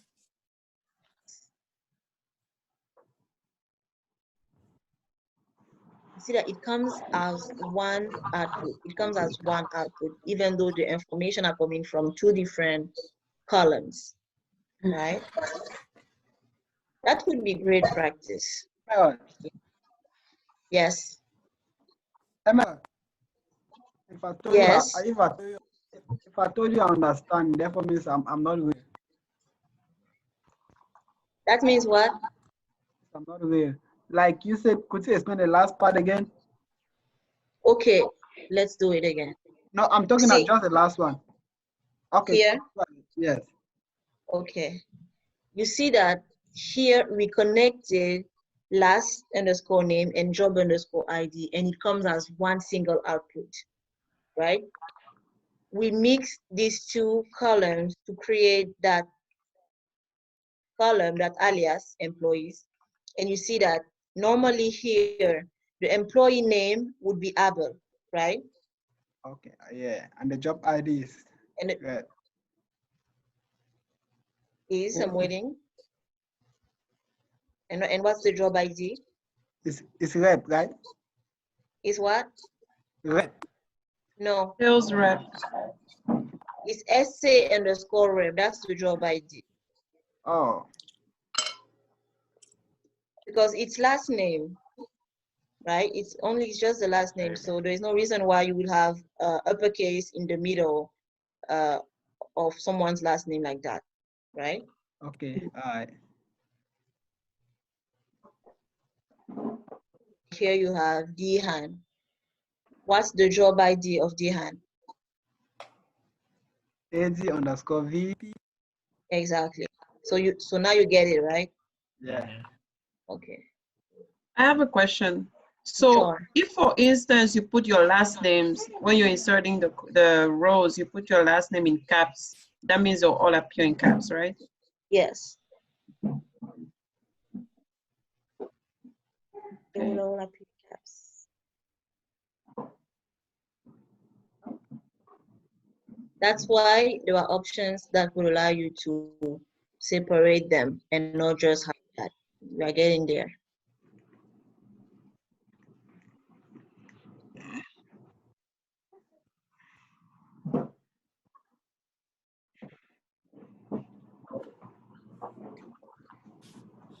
Oh yeah, nice information. Null values with concatenation operator. If you concentrate a null value with character string, the result is a character string. So last name concatenated with null will result in last underscore name, right? That's why I was asking you to leave it. Now, literal character strings. Literal character string is what is going to help you make this one look better. Okay, a literal is a character, a number or date that is included in a SQL statement, a select statement. Date and character literal values must be enclosed within single quotation mark. Each character string is output once for each row return. Are we good? One. Yes, no, no, we. Yeah, let's go to the use of it so it's clear. Okay, using literal character string. You see that here we use the concatenation, right? On this side and on this side, and in the middle of both we put is, right? Is a. So select that. We still have the two columns. We still have columns underscore name, and we have job underscore ID column, right? And the alias is employee details, right? That's the column, the alias, sorry. So in the middle, we put the literal character strings that would allow us to make it more clear so that we don't have a confusion. If, for example, like Anita asked earlier, what if all the last name were uppercase? It would be very confusing, right? So by putting is in the middle like that, we see that it makes it way more readable, right? And then you can use it. So that's why you can use literal character strings for that reason.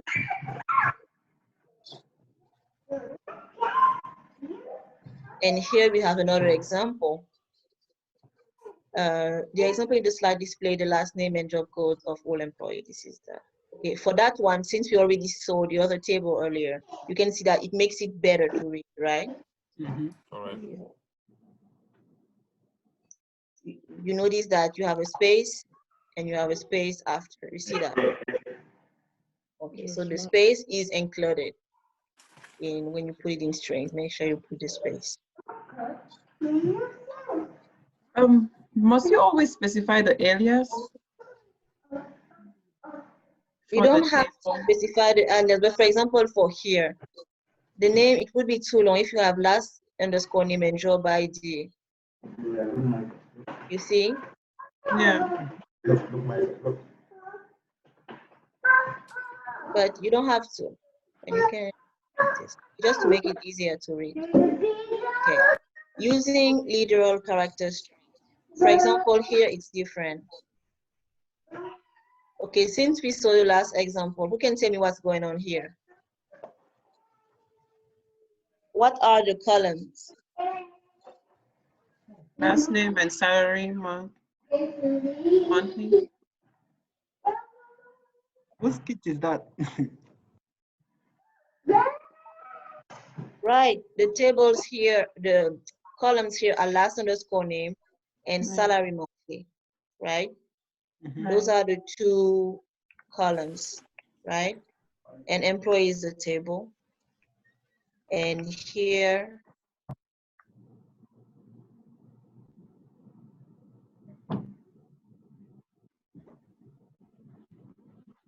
we have the value that comes here in. So on the 7th row, right? What's the salary monthly? What's the monthly salary? No. 17. What's the salary? Salary is the column, my bad. Salary is the column. What's the salary?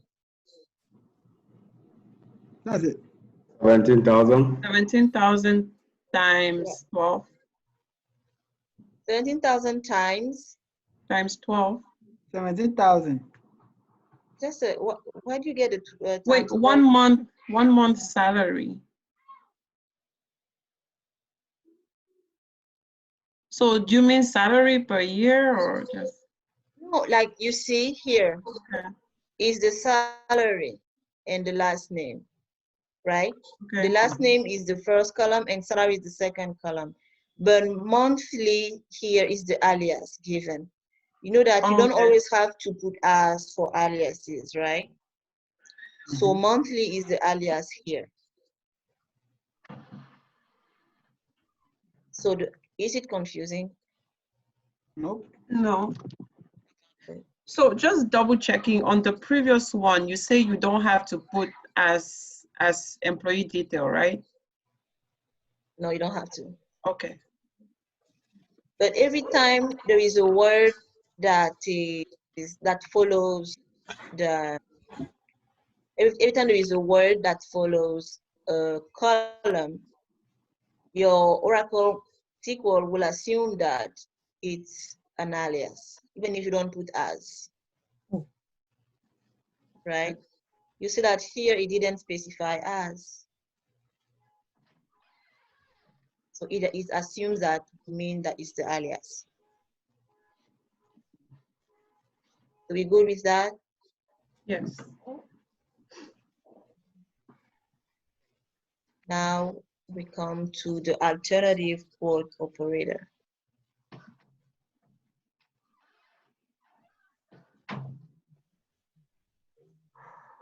So you see that the alternative quote operator is like the literal character strings, right? It's similar, except that you can really put any values you want. So specify your own quotation mark delimiter, select any delimiter, increase readability and usability. So you see that it's similar, except that you can add different characters.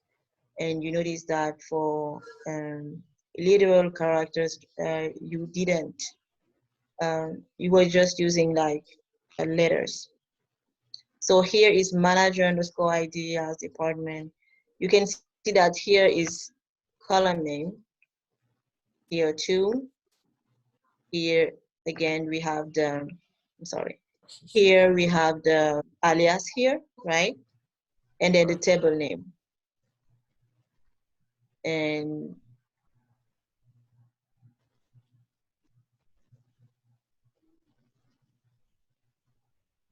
are we good? So this is just another way for you to put information between the information from one column to the other to make it more readable to you. Are we good? Yeah.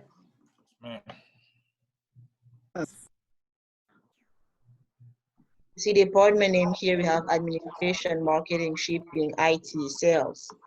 And the manager ID is 200, 201, you see.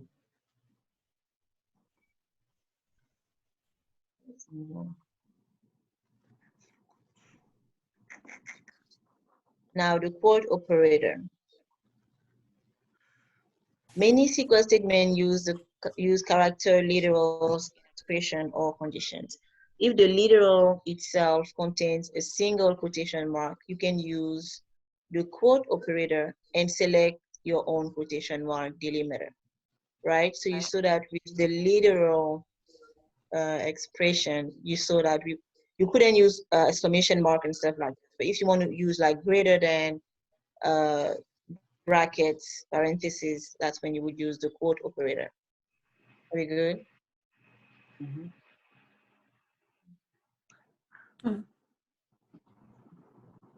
Duplicate rows.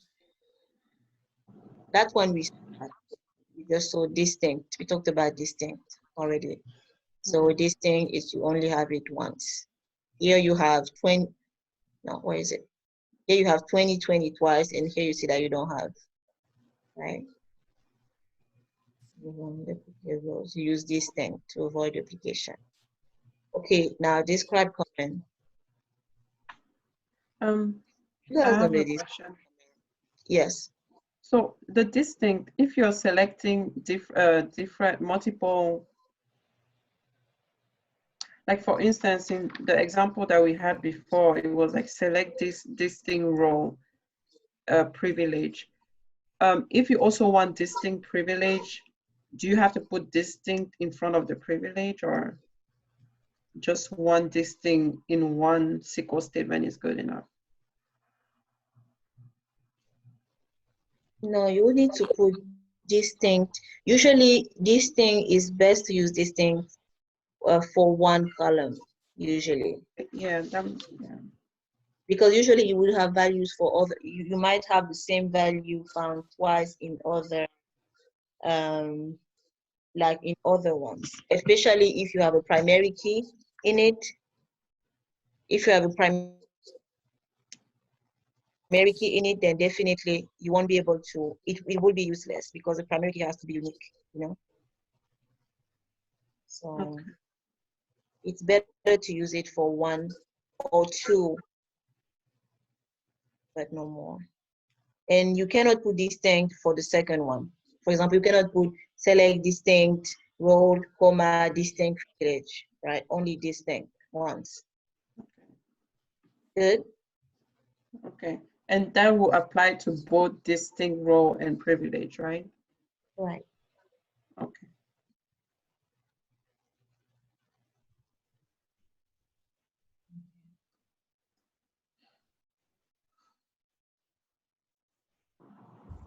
Now we already know the describe.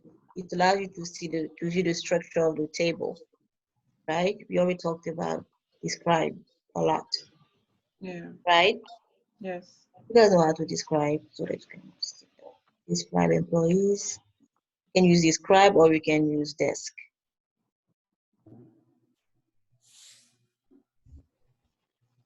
So Emma, is that part of abbreviating? No, it's not abbreviating. They both exist. Like they are both command, even though they are the same.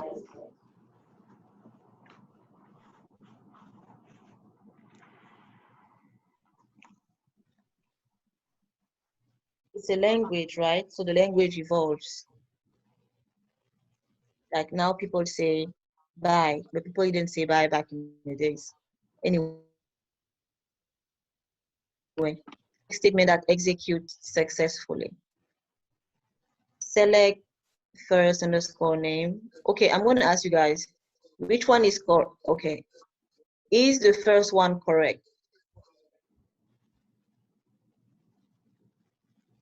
Let's see if people pay attention.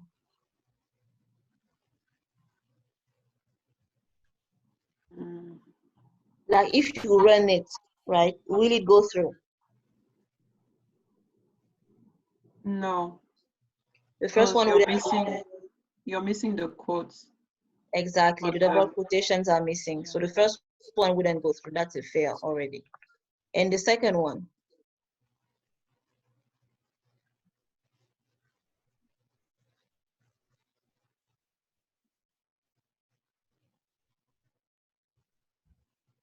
The second one will go through. Yes, the second one will go through. Exactly. So you have salary times 12, and then you have the alias here, yearly, and it's in double quotation. So it will definitely go through. What about the third one? Yes, it will go through. Right. This third one will also go through, right? Because the alias is in 2 words and you have the double quotation. And what about the third one? The fourth one, sorry.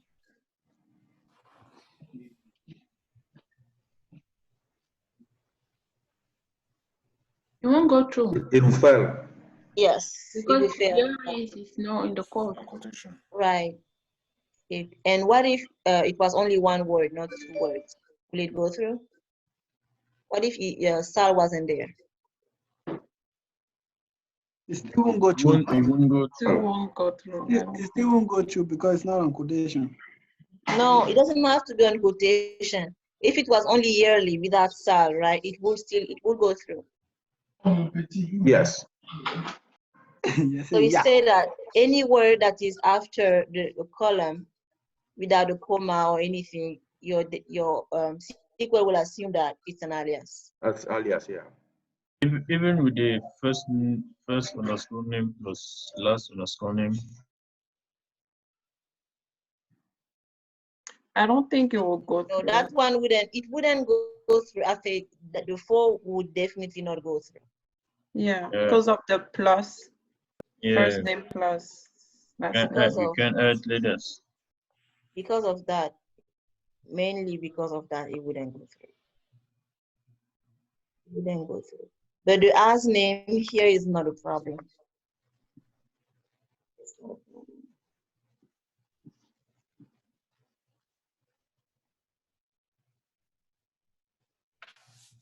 Okay, so are we good? Wait, so we said number 2 and number 3 will go through? Yes. Okay. Are we good? Yes. That's the whole lesson right here. So today you learn how to write a select statement that runs all rows and columns from a table, that returns specified values from a table, and that use column aliases to display more descriptive column headings, right? Right. Now you guys can understand that, right? Even if maybe yesterday you didn't, now you know. So that's good. So we are done for today. Thank you. Thank you. I will send you guys the assignment. Maybe tomorrow or Friday. But the assignment, the first assignment is due on Friday for the people who didn't submit yet. And then for Monday, you have this one assignment. And then we'll go to chapter 3. I mean, to SQL Fundamental 2. So, stop sharing. Thank you, guys. Thank you. Keep it up. Keep it up. I know it's not easy, but you guys will be so good. Emerald. Yes. About the assignment, are we going to or only the first one? What do you mean both? Because you on Canvas there was one assignment 1, and then you add. Yeah, you submit all the assignments. Okay. Yes, you submit all the assignments. You have 1 day off, so you should use that time to work on your assignment or meet in groups and discuss.